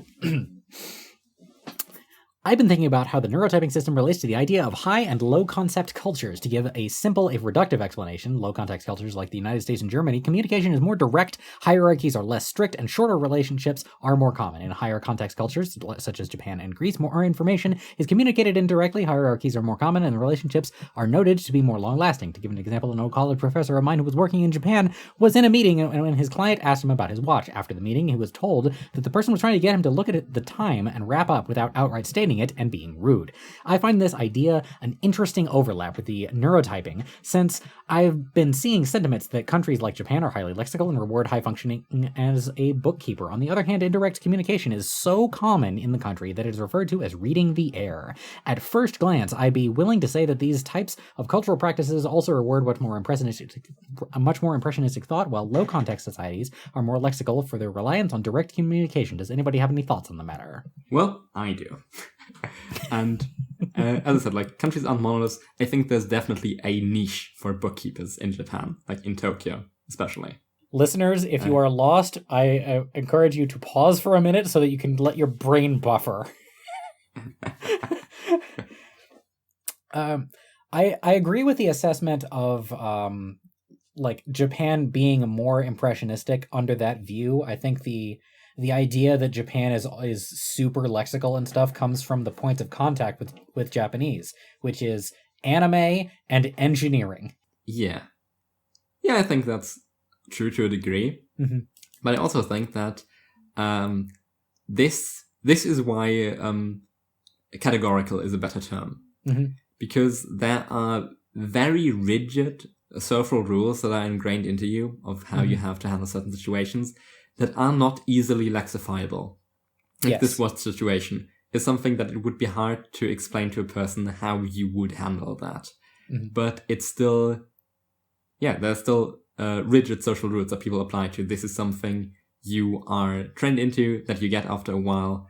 Mm-hmm. And this amount of categorization, how much hierarchy is there, how strict it is, how do I have to interact with this and this person, seems very categorical without being very lexical in the non-neurotyping sense of the word. Yeah, so I think that if we use categorical, this still makes Japan more categorical than it is impressionistic, though maybe not very, very hard. Very, very hard left of the chart. Yeah. Also, at one point in the post, they say low concept cultures. Yes. Like the idea of living in a low concept culture. When I just skimmed like in a flash and I saw low concept culture, I got super excited because I love that image. I want to like vacation in a low concept culture for a little while. Yeah. Just to see what the fuck that means. It's just a badly written story. It's very low concept. Nobody really cared about when they designed the shit. It's just maybe high and low concepts can be more like high level and low level in programming. So different levels of abstraction, and low concept cultures would be assembly cultures or something. Mm-hmm. But that's a different discussion, I think. And this maps perfectly onto Digi's older theory about the autism levels, which only I still care about.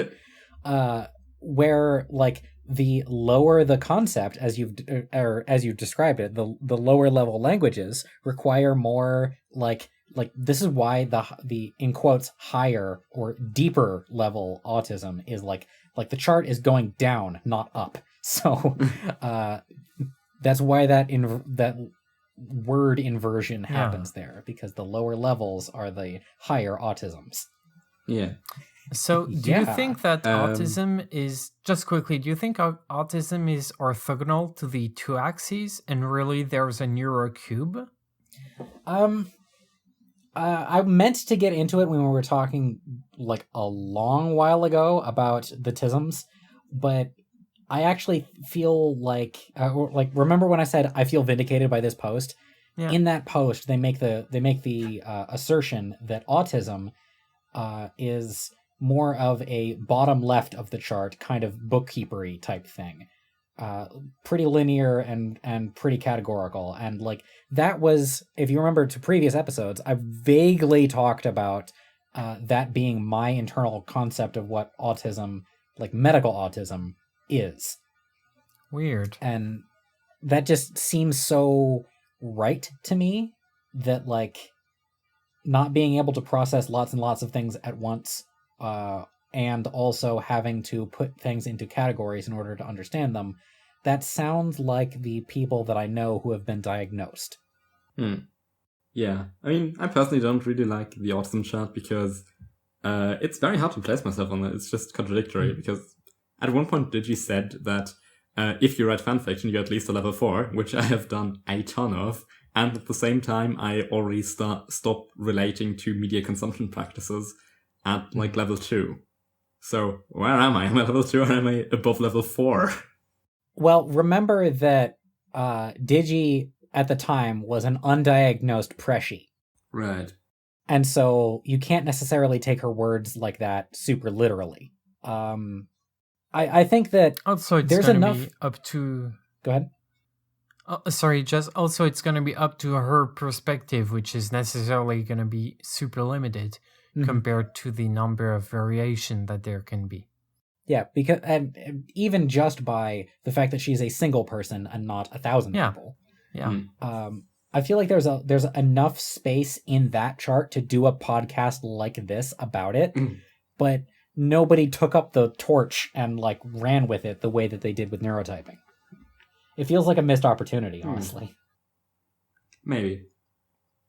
Maybe someone could have rephrased that too in a way that would make me go, yeah, okay, I guess this worth talking about. Yeah, because like there's differences in the way that autism presents in women versus men. Like there's a lot of undiscovered country here. Yeah, a lot of high concept country.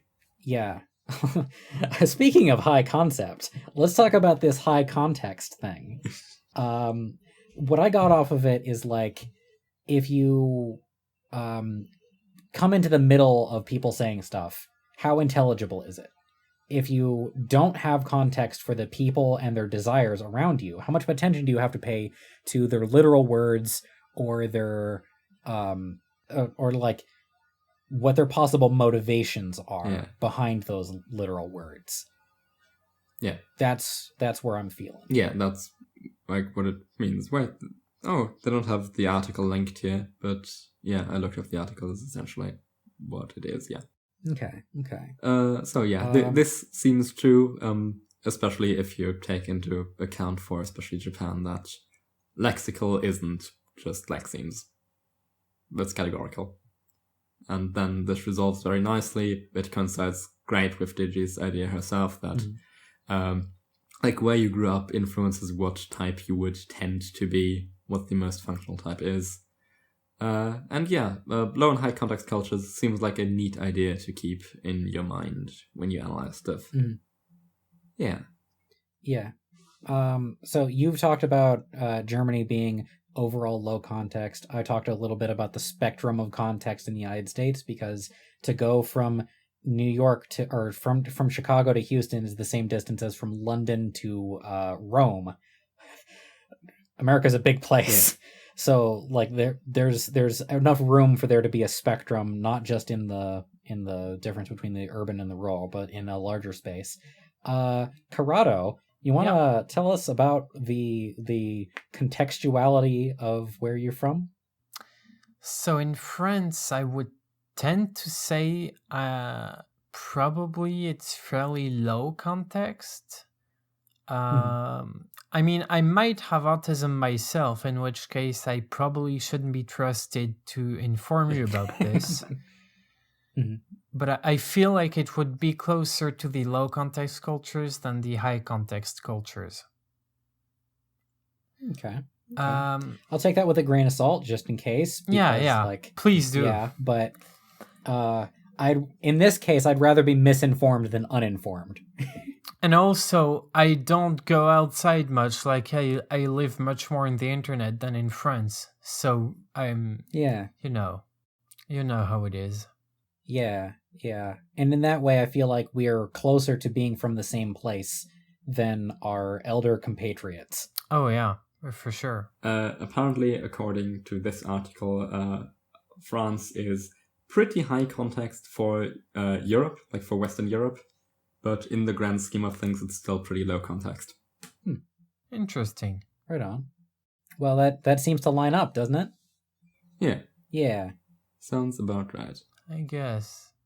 I don't know how I would relate that to neurotypes in France, because I'm very reluctant to make generalizations over countries. Right. So if France were high context, if France were low context, I suppose that would mean that they would tend to be more lexical. Yeah. I guess that would be the case compared to, say, I don't know. Also, like, France is very highly centralized, so Paris is definitely, like, very different from, like, the Occitans, right? Oh, yeah. Yeah, Paris is very special. Correct me if I'm wrong here, but, like, them calling France, like, on the impressionistic end, or on the high context end of a pretty low context area, that, like, immediately jives to me with the phrase of a certain unspeakable quality. That's at least how je ne sais quoi was translated to me. I don't know if that's correct. Well. I'm sorry, what? Well, je ne sais quoi is pretty much, I don't know how. I don't okay, know so... Like, but yeah, that's it. That's the vibe it conveys, correct. I think I get it. A certain je ne sais quoi. Yeah. Yeah, a certain je ne sais quoi, which is in that delta between European low context and how France is above the rest, I guess. Yes. France is above the rest. I guess I could see something like that. Yeah. I would... Actually, yeah, that makes sense. I guess I would see France as more impressionist than Germany, but less than... Yeah, I think it's less than Spain, for example. Yeah, I guess so. Also, I don't see a way to make generalizations like that without falling into stereotypes and oh no, of course, this would erroneous be very minor generalizations, and we would need actual studies on this. Yeah, I feel like nationalism is just like another form of racism, which is why racists and nationalists make such good friends. Like, your small little community will probably have more influence on the lower high contextuality of your culture than your country. Like, I have known friend groups who are definitely very high context cultures. Yeah. As in people who are incomprehensible from the outside. My other point of contact with the idea of high context or low context is actually linguistically. I was just having a conversation the other day with a good friend of mine who is doing learning to be a sign language interpreter. And interesting. An American Sign Language is, well, like, she introduced it as very high context as a language, where kind of like the way that people describe Japanese, where if you're just learning, coming into the middle of conversation and figuring out what they're talking about is very, very difficult. Oh yeah. Yeah, you kind of have to see how things have developed for a while before you really get a handle on what people are saying within a conversation. I would think that because necessarily I think sign language has a much lower bit rate of information, and I think Japanese also is one of the language with the lowest bit rate of information per second. Yeah. So they would have to compensate in that way. Yeah.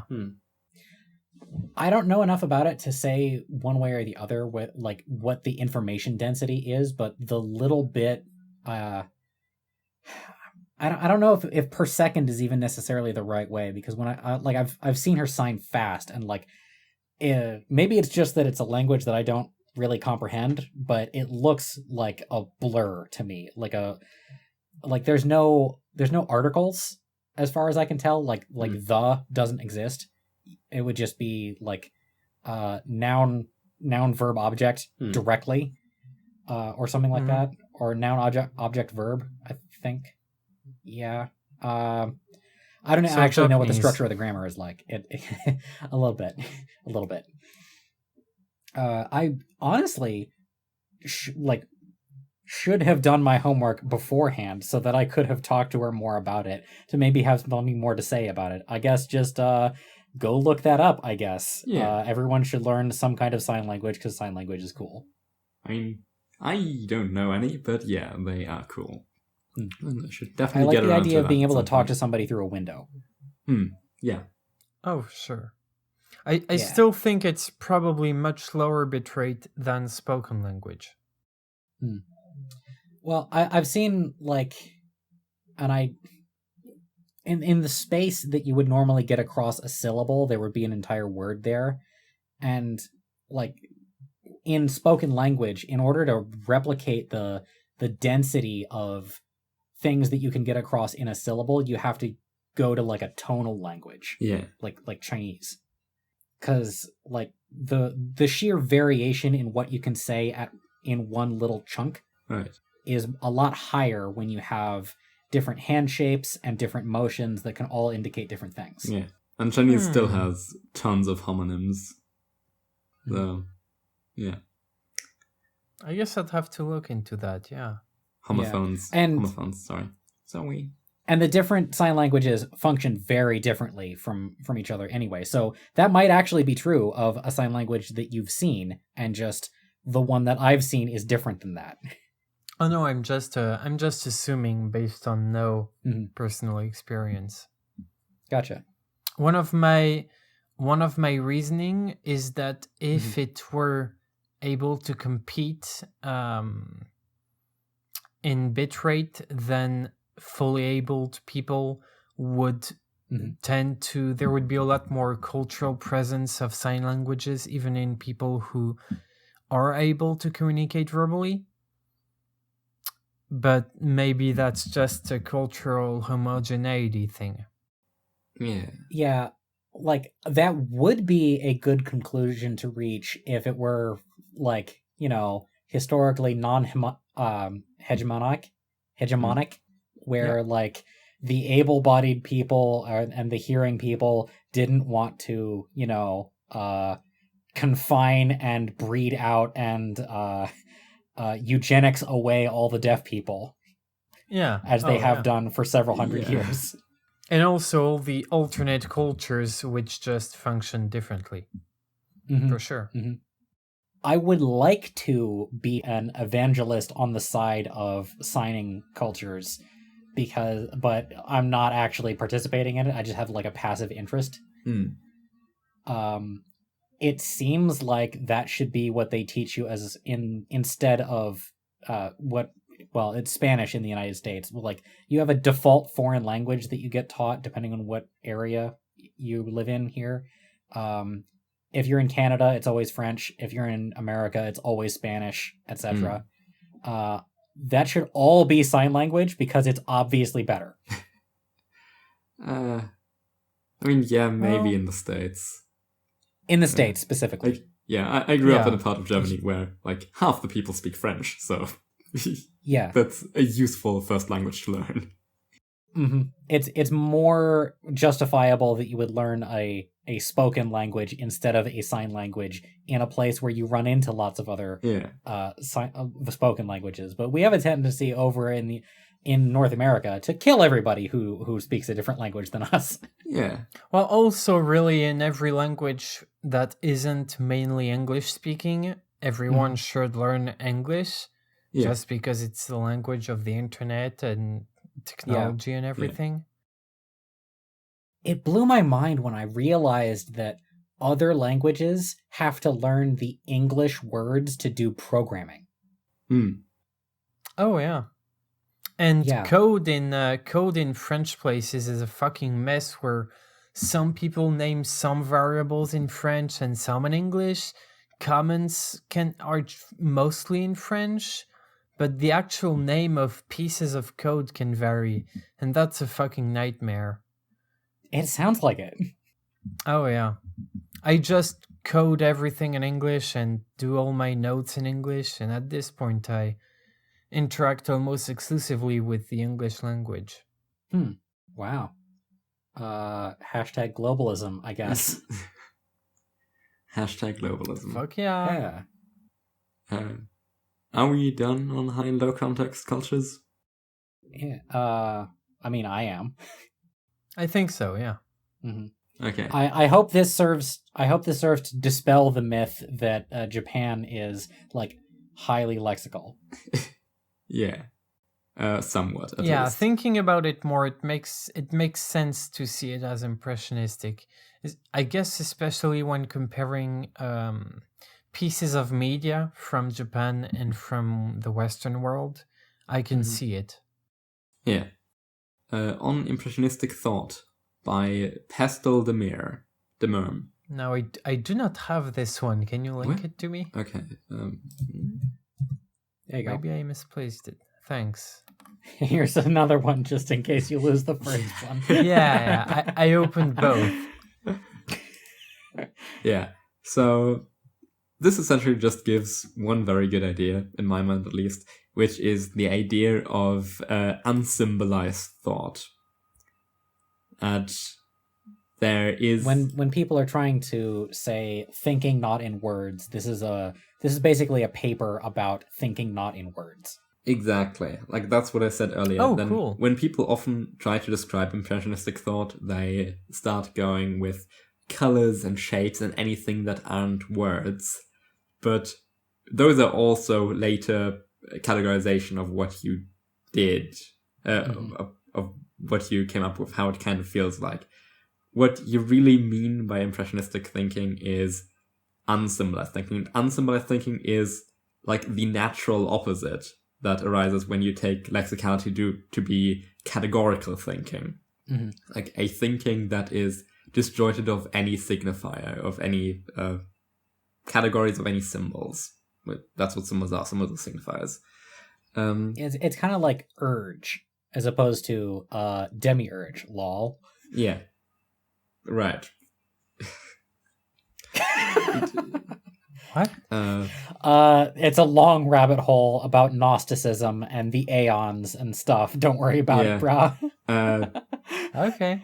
I know. I'll post a poem I wrote yesterday called Demiurge Diaries on screen. Bitchin'. I can't wait to see that. Legitimately. Okay. Yeah, sure.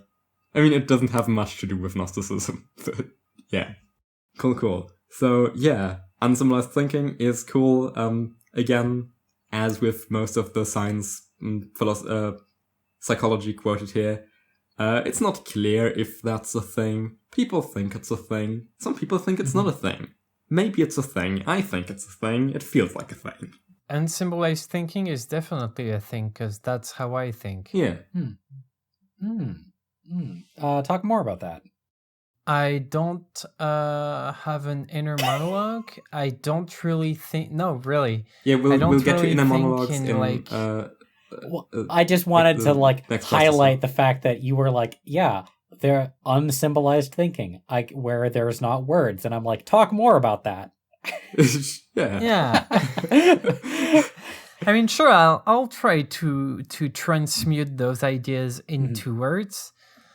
No, I think I'm pretty sure I think in ideas. Some things I store as ideas, and some things I store as images, but most of them I just feel like are combinations of ideas, and I don't consciously go through formulating them in words most of the time, but I do it a bunch, and I think it's just that I've done it enough for it to be mostly automated. Yeah. Like a thing. Now, a thing that is. Go on. Sorry, a thing that is interesting is that I don't think in words, and I don't have an inner monologue, but also I tend to have a hard time seeing an apple, like visualizing an apple with my eyes closed. So aphantasia. Or... Right, yeah. Maybe not full aphantasia, but some amount of it. Yeah. And weak phantasia. Maybe that's related to storing ideas neither as images nor as words, but as just structural combinations of other ideas and like a base urge understanding of things instead of either images or words. Right, yeah. I mean, it is still structural, but the structure is its own type of thing, I think. Yeah. Like the thought is thought shaped. It is not anything else shaped. It is merely thought shaped. Yeah.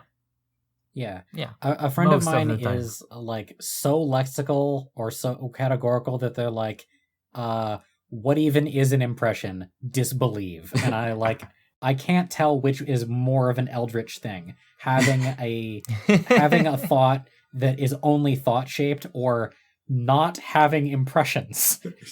Yeah, like an example the article gives is just things you do in the morning. Like whoever thinks, oh, I'm gonna pick up the key object off of the table. It's just a thought thing I have to do. You do the thing. There's just a thought running through you. At no point do you categorize any of these objects because it would be a colossal waste of time and cognitive power. Why would you do that? Well, I still don't understand people who do have an inner monologue, and sometimes they describe it as if it's describing and narrating their life, and I think, is the monologue going like, ooh, I'm eating breakfast, I'm putting butter on my toast, and like, what the fuck?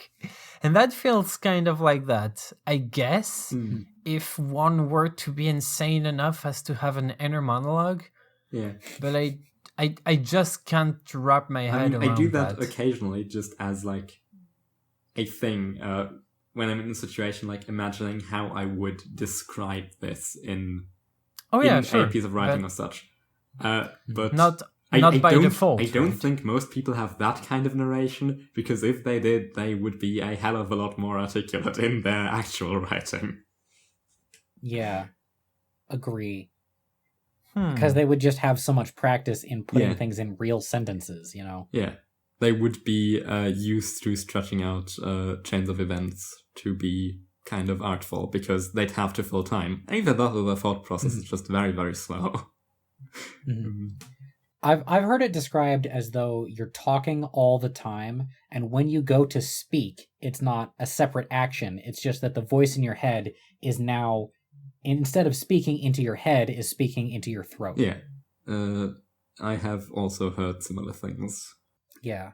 There was an episode of, I think it was Hello Internet, a long time ago now, that was talking about aphantasia and inner monologues and that, when the Reddit post about being a non-player character was going around. Oh right. Yeah, that was a meme. Yeah, as I said, like there'll be a big inner monologue post like 2 from now. That'll be the last one of this episode. It was fun to be indirectly called an NPC for not having a monologue. Yeah. I mean, I can see the exact opposite argument, actually, that having only words in your head means that you're a pre-scripted bot, and the real people are the people who are riding on urges. Yeah. I can kind of see both sides of this. I mean, I would have at no point assumed that this thing was cool or made sense at all. So it doesn't worry. It doesn't. Right. It's not surprising to me that it is inconsistent and very easily reversible. All right. So here, what I want to say about this post is this is a re-rearing of the head of the dyslexia equals impressionism meme. What do y'all think? There's probably overlap. Yeah, I want to say that those are things that are like softly correlated, maybe. Yeah, exactly. I have the note written down as, did the dyslexia meme ever die? It dies here and now. Pew. Pew pew. Go boom. Yeah. I had an idea inspired by this post. Maybe it was just that my eyes glazed over while reading it, and I started thinking about other things, but the idea that being linear is a smaller space for things to happen in than being lateral. Like, there are more steps across in the linear or in the lateral section than there are in the linear section. And to that end, I badly cobbled together this image right here. Oh, maybe there will be a better version on screen. Yeah. The only thing I was trying to get at is it's bigger on top. So it's yet another instance of just lateral equals better. No, because if you keep going down, you reach the linear singularity. Yes. Isn't that what we all want? To reach the singularity. What is more linear than a singularity? It's the ultimate linear. We need some like champion of linearity to come on the show. Yeah, Reed will be on in a few episodes probably. He didn't have any post this time. Okay. All I meant to say, I'm normally on the lateral is good, linear is bad train most of the time. But of course, things like seeing virtue ethics right over the space between pure instinct and impressionism, that I really had to consider yeah, that is right there, isn't it? And I've been softening to the idea of linearity in general, but that doesn't mean that I think that it's a broader field or as broad a field as the lateral side. I feel like this shape is more correct. Yeah.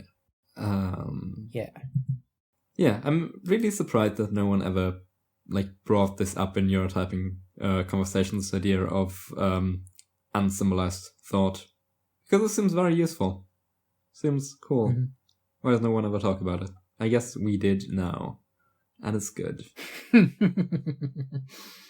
Man, I really like the TLDR to this post, which is lexical bitch thinks they are impressionistic, goes on a rant about it. And then I scroll up and I see that they're labeled as a new type.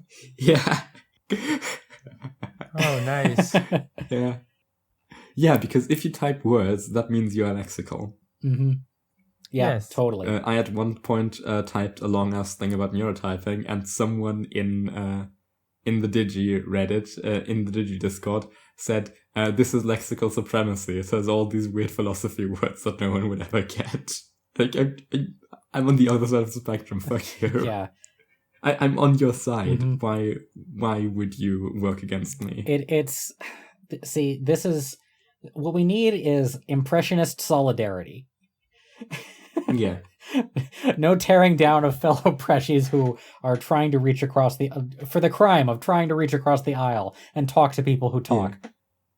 Yeah. The only kind of Preshi praxis is never talking. Yep. It's the only way. Ever. Only it's not the only way. I am lying. That is not representative of my real thoughts, and I have to spell it out for people who can't get it. That is a bad way. Do not do that. Yes. It feels like transcending the axes and uniting together the impressionists is going to be as hard as the uniting of the bottom of the political compass I've been wanting for a long time. Transcending axes and the world, a tale of souls and swords, eternally retold. Good. pretty much. Okay. You had an article that you linked on this one, right?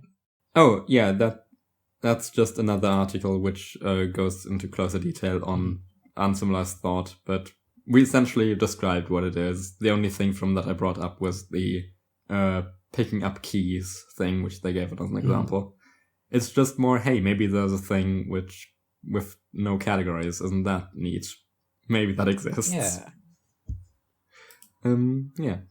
Pretty satisfied with that one. It will be in the video description if you want to read that article, but there's really not a lot more to it. It's just more words. If, for people who more words is their bag. For Lexis. Yeah. Mm-hmm. Okay. Have a thing by K2Y56, who just linked an article from teachthought.com about lateral, divergent, and convergent thought. Which is not even the first time we've seen this idea crop up. It's a development. All right, I cut you off. I read this just now, but I have a very strong opinion about this. Okay. So there's this very interesting talk by what's his name? John Cleese. This very interesting talk by John Cleese on creativity, in which he describes the open mode and the closed mode. And the open mode is one where you're supposed to put no limits on your thought and to generate ideas and to be creative and to think up as many possibilities as you can. And then the closed mode is the mode in which you're supposed to concentrate and to implement and to focus on just going straight forward and doing the thing. And these are presented in that talk, and I think maybe more broadly could be less types of thinking that people have, but modes of thinking that a single person can switch between. Yeah. So I think more strategies. Yeah, I think this that we're looking at points more towards that than towards neurotype proper. And especially to that end, I think what this article calls lateral thinking is just better than either because it has both. Because it's just both. Yeah. Right. And that should be a pretty good hint that it's not really gonna map to a chart that we try to think of as unbiased, I guess, even though we constantly praise lateral. Yeah. I mean, we in previous episodes, and even in this own episode, what the fuck? We talk about the different sides of the chart being like an RPG stat graph. I keep coming back to that metaphor because it's so evocative. It gets me, and that linearity and laterality and impressionism and categoricalness, those are categoricality, categoricalness. Those are different skills. Amount of category. Yeah, amount of category. Category. Spoop. Halloween. Yeah, right.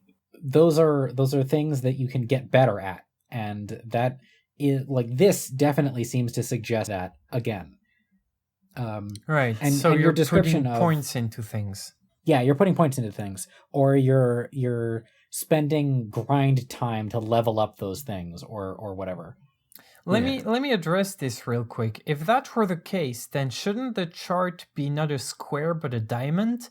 Because if you have someone who's at, say, the very top, just between analyst and fascinator, he should be strictly worse, quote unquote, than a new type, because he has just as much lateral but less impressionist points. I mean, shouldn't it be a circle then to make it all right, equal? maybe a circle, but it shouldn't have corners, because the corners, if it were stats points, are just going to be better than the, Yeah, that's the thing I've thought for a long time, that analysts and fascinators would be on average more lateral than human calculators and new types are, and aestheticians and impressionists are on average more impressionists than new types and pure instincts are. Yeah. I don't necessarily think so, because I think that relies on the idea that all people have the same number of points to go around, and having talked to people, I don't think that's true. That's why I said on average. Or even on average, like, But even let's say you make a really all-rounder type person. even if that's the case, let's say that were the case, and someone has a lot of points, and they put half of it into lateral and half of it into impressionist, and they're an extreme new type at the very top right. Now, say that instead of spending those points that they have, they put all the points in lateral, and now they should be all the way outside the chart upwards. That's only if those different axes are on a continuous plane and not, like, truly different things. Like, I don't think that a point spent on impressionism could have ever been spent on laterality instead.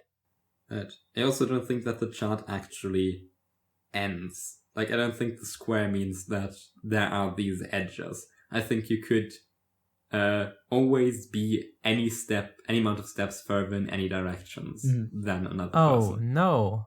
I mean, I very strongly disagree, but I guess that's... Okay. Well, talk about that. Well, I mean, there isn't gonna be an infinite amount of variation of how impressionistic a person can be, and you take the maximum, and that should be the right edge, and you take the minimum, and that's the left edge, and you do the same vertically. The square should encompass every possible state. Mm-hmm. Basically, that the chart shouldn't be infinite because people aren't infinite. Yeah. You don't have infinite properties. You don't have infinite amount of anything. Yeah. There's a maximum, and that maximum should be the edge of the chart. No, I mean that the chart essentially does not include its edges. I forgot what it's called in mathematics. Oh, right. Yeah. Yeah, that you could not be the most lateral. That there could be a person who's lateral, and you could always pick a point that is more lateral. Yeah, and there is no I most misunderstood lateral point then. within My the bad. chart. Yeah. Okay. No, I just phrased it badly. That's what I meant. Yeah, sure. Yeah, but then I can just reiterate my point, but with the guy is not at the very extreme, but at the extreme minus epsilon. Yeah. Yeah, I mean, I'm also in favor of having it be a circle. I think that's better. Also, Really? That's what I have seen from my experience. Usually the mid-edge types are more extremely that edge than the corner types usually are. I mean, that could just be a thing. If I recall it was Starbucks says points are only attributed, there's one pile of points that is horizontal and one pile of points that is vertical, then in that case it would naturally be a square. But also in that case it would kind of devalue the RPG stat metaphor. Yeah. Well, kind of. I mean, I can think of, for example, situations where, well, like, how do you get more points in something? How do you actually practice it? Are you respecing yourself when you lateral and linear? Or are those truly separate things that you are building up? And when you do build them up, how do you do it? Is it by performing tasks? Is it by how many, like, what is the balance of tasks that you've done recently? Is it by difficulty?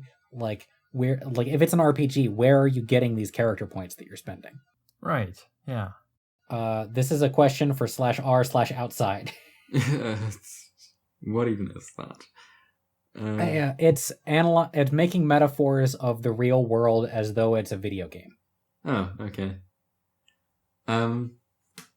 Yeah, I have another point on this, which is, okay, so we have lateral thinking, which is both convergent and divergent thinking. We already made the point that, as we essentially established last episode, that convergent thinking and divergent thinking are just strategies that everybody has to employ, like both of them. Yeah. And you can just get good at them.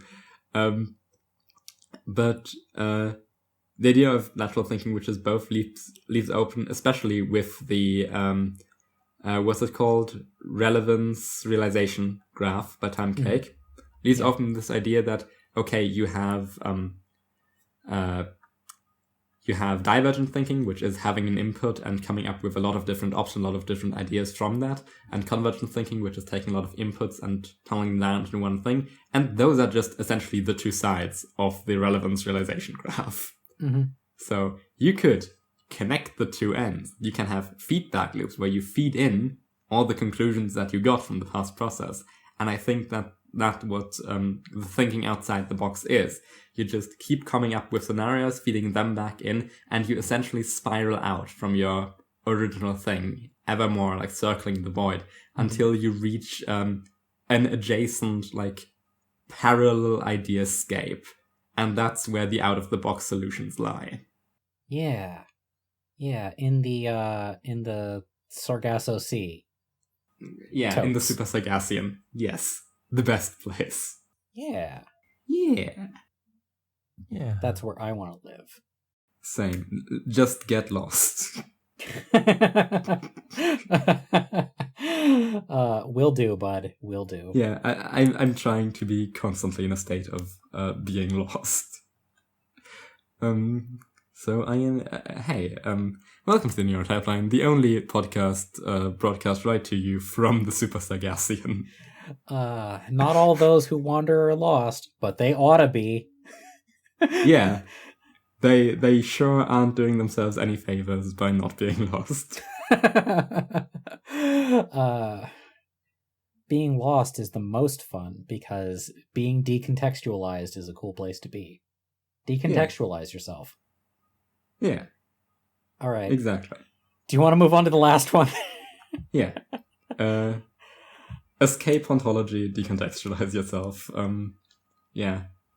Become a based schizoid. Mm-hmm. I don't know. Oh no. I make friends with brute primitives. Solzhenitsyn 6, internal monologue and lexical thinking. Oh, So boy. it's just what the title says. It's inner monologues. Do you have them? Yeah, I feel like we've kind of tread this ground earlier in the episode, but I want to say that I mean, you haven't really answered if you have them in a monologue. Oh, so- me? Yeah. Yeah. I do, in fact, have an inner monologue, but it's in like fits and starts and little islands and stuff. It's not like reading a book. It's, like I do have a lot of inner monologue, actually. Yeah. Usually when I have some realization, there will be like, I'm coasting on a vibe, and then the vibe like becomes brilliant and new connections within it are formed. And then like I try to translate that in a way that's communicable, but I don't actually try to do it. It just sort of happens to me. Lexicality happens to me. That's how I'm going to say that. And then it crystallizes into the thought of like if I'm gonna say like I'm gonna get up and make myself a sandwich, it would be like that moment where somebody is just thinking out loud and says, all right, I'm gonna go make a sandwich. Right. So I just described it in way more grandiose terms, which is the most me thing possible. Yeah. I think someone somewhere described it as, oh yeah, they're just voices essentially whispering to you things that you have to do. And I'm very sorry to tell you, but those are demons. That isn't inner monologue, those are just demons. Those are demons. Yeah. No. If you want this feeling, watch the movie Revolver with Jason Statham. It's the one where Jason Statham has hair. I summarized this movie as Jason Statham fights the devil. Oh, okay. I thought the plot was he has hair. The plot is he has hair. No, yeah. The plot is Jason Statham fights the devil. But you don't Cool. get that without that context. Like, I'm coming from, like, being a theology boy, and I'm telling you that that's what it's about. Interesting. And it'll make it make way more sense to you, probably. It doesn't right now, because I don't know what the movie, what anyone else would describe the movie as being about. So I just have it being a movie of someone fighting the devil. Yeah. If I didn't tell you that, you might not have gotten that, but with that as your new framing device, it's going to change a lot about the way that you would have seen it. So I guess I just ruined it for you. You're not allowed to come to your own conclusions. You must come to my conclusions. Oh no. I will. And I think this is one of those death of the author moments where I think the authors of this movie were trying to make a movie about ego, and they accidentally made Christian propaganda. Well, you win some, you lose some. It's in service of a good cause, and it comes to some really cool moments. Yeah. Okay. Well, I think it's useful to distinguish between inner monologue and running inner monologue. Mm-hmm. Because Yeah. I can have an inner monologue. It's not even hard.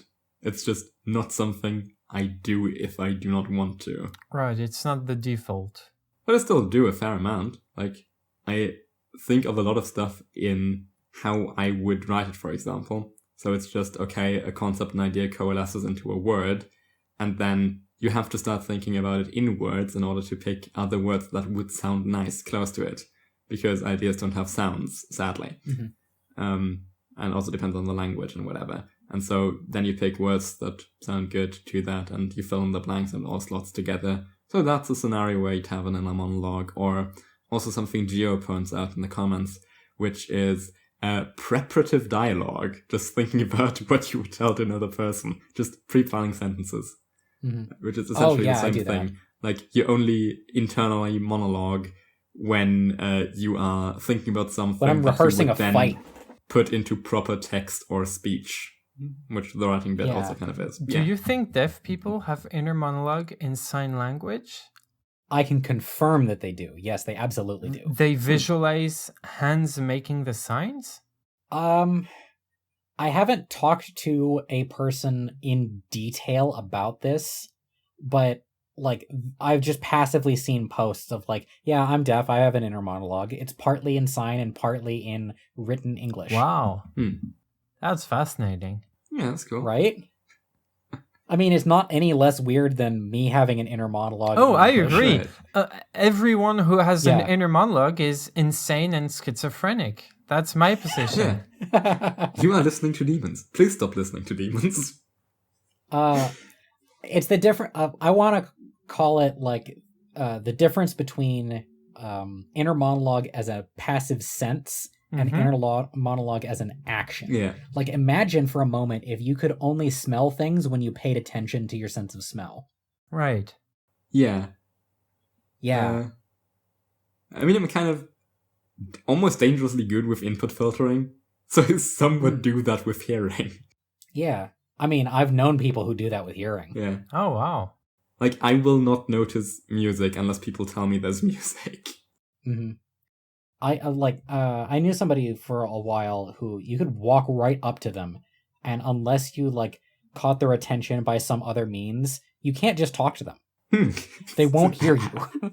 Okay, it's not that extreme. And they weren't hard of hearing either. Like, they could hear perfectly well. It's just that they filtered it out with 100% clarity. That's weird. Yeah. But hey. It's like the hearing version of what is the color of the back of your own eye. But hey, it's less weird than having a voice in your head. Yeah. I mean, yeah. Maybe this chat is convincing me otherwise, but I was of the impression of just people I've talked to that not having an inner monologue is like quite an extreme thing that even most purple column people still do, which this person implies it's just a impressionist side of the chart thing, not having one. I think it's somewhat spread. I think it correlates. I don't think it's necessarily that. I would expect to see most people who don't have an inner monologue to be on the impressionistic side and on the linear side. Like, if a bookkeeper told me that they don't have an inner monologue, I would have no problem believing it. But that's because I shit on bookkeepers all the time. I don't know. I would assume that inner monologues would be like easier for linear people, because like how would you even layer sentences above each other in order to? Well, it's not multiple trains of thought, but it's a cloud-like thought. There's very little room to concretize it into one sentence. So I think for bookkeepers it would be more just like a book, a running train of words. Well, let me ask you. When you go to draft a text message or something like that, what does it look like? Like if I were to only look at the text field, what would I be seeing? Because when I when I start a new text message, like that process that you just heard me go through right there, I started a sentence, went back, started a sentence again, went back, and started it a third time, and that one stuck, and I was able to finish it.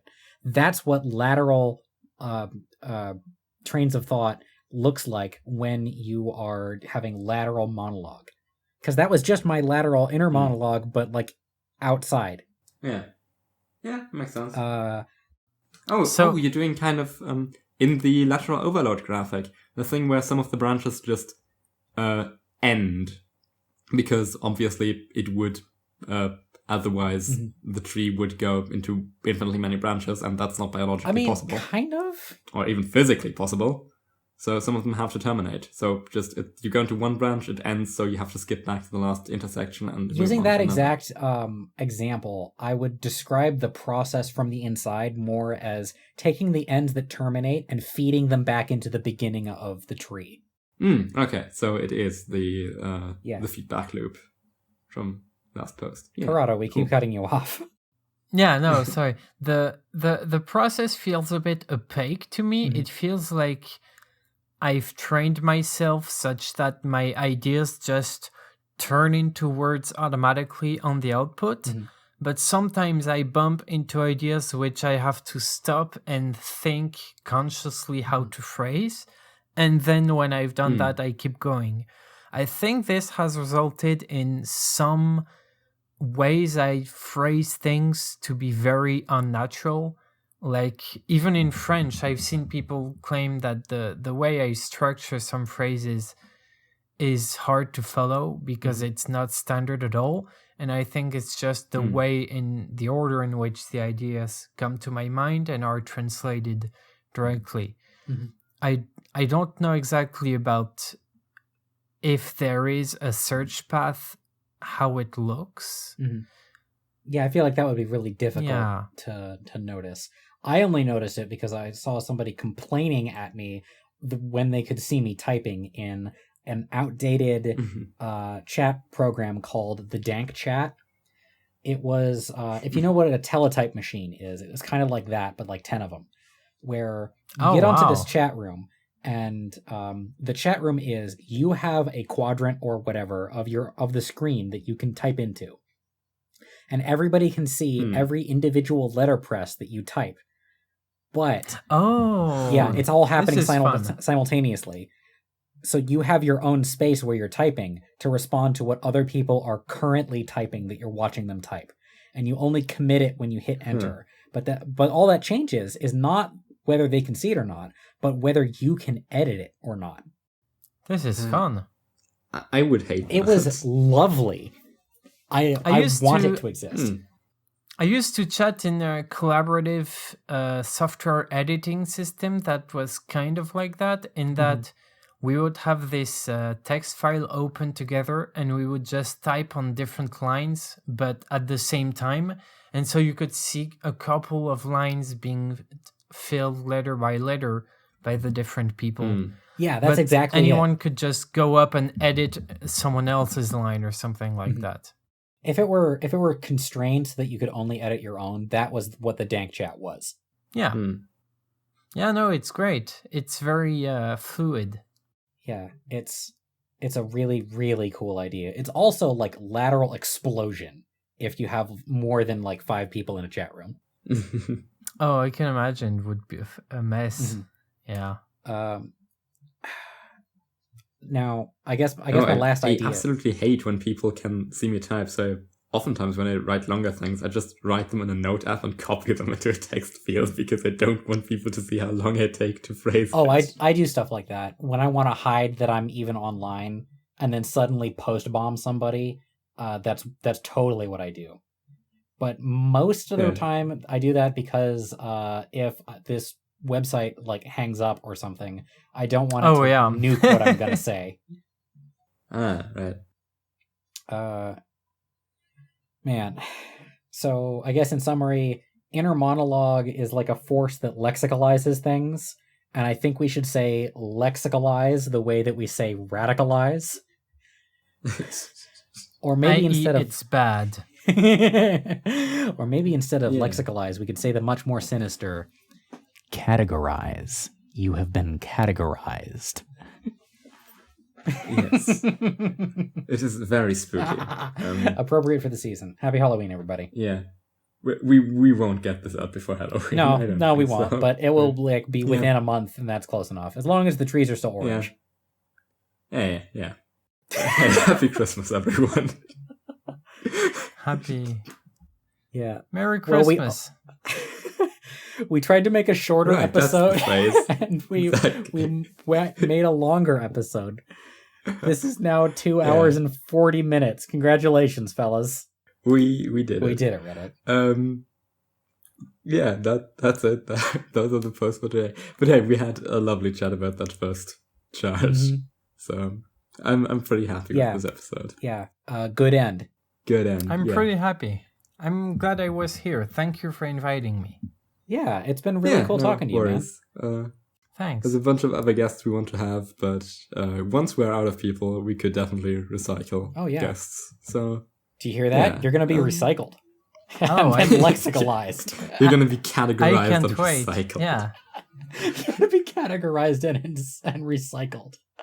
Yes. I'm going to be synthesized through metaphor. Being synthesized sounds good, though. Yeah. Well, get synthesized. So it sounds a bit hive mind, doesn't it? Maybe. I don't know that I'm into that. I could kind of see where like it's the psychic equivalent of sex. In which case, I want it. Oh yeah. Well, I'll take it as a dialectical synthesis. It's the cybernetics, sex slime, chaos magician, aesthetician square. Yeah. That's... Chaos maesthetician. All right. Yes. Nebulophiles. I'm going to call myself Nebulophile from now on. Nebulophile. It's going to be good. Yes. Ouroborista. Oh yeah, that's going to be the next one. Okay. Excellent.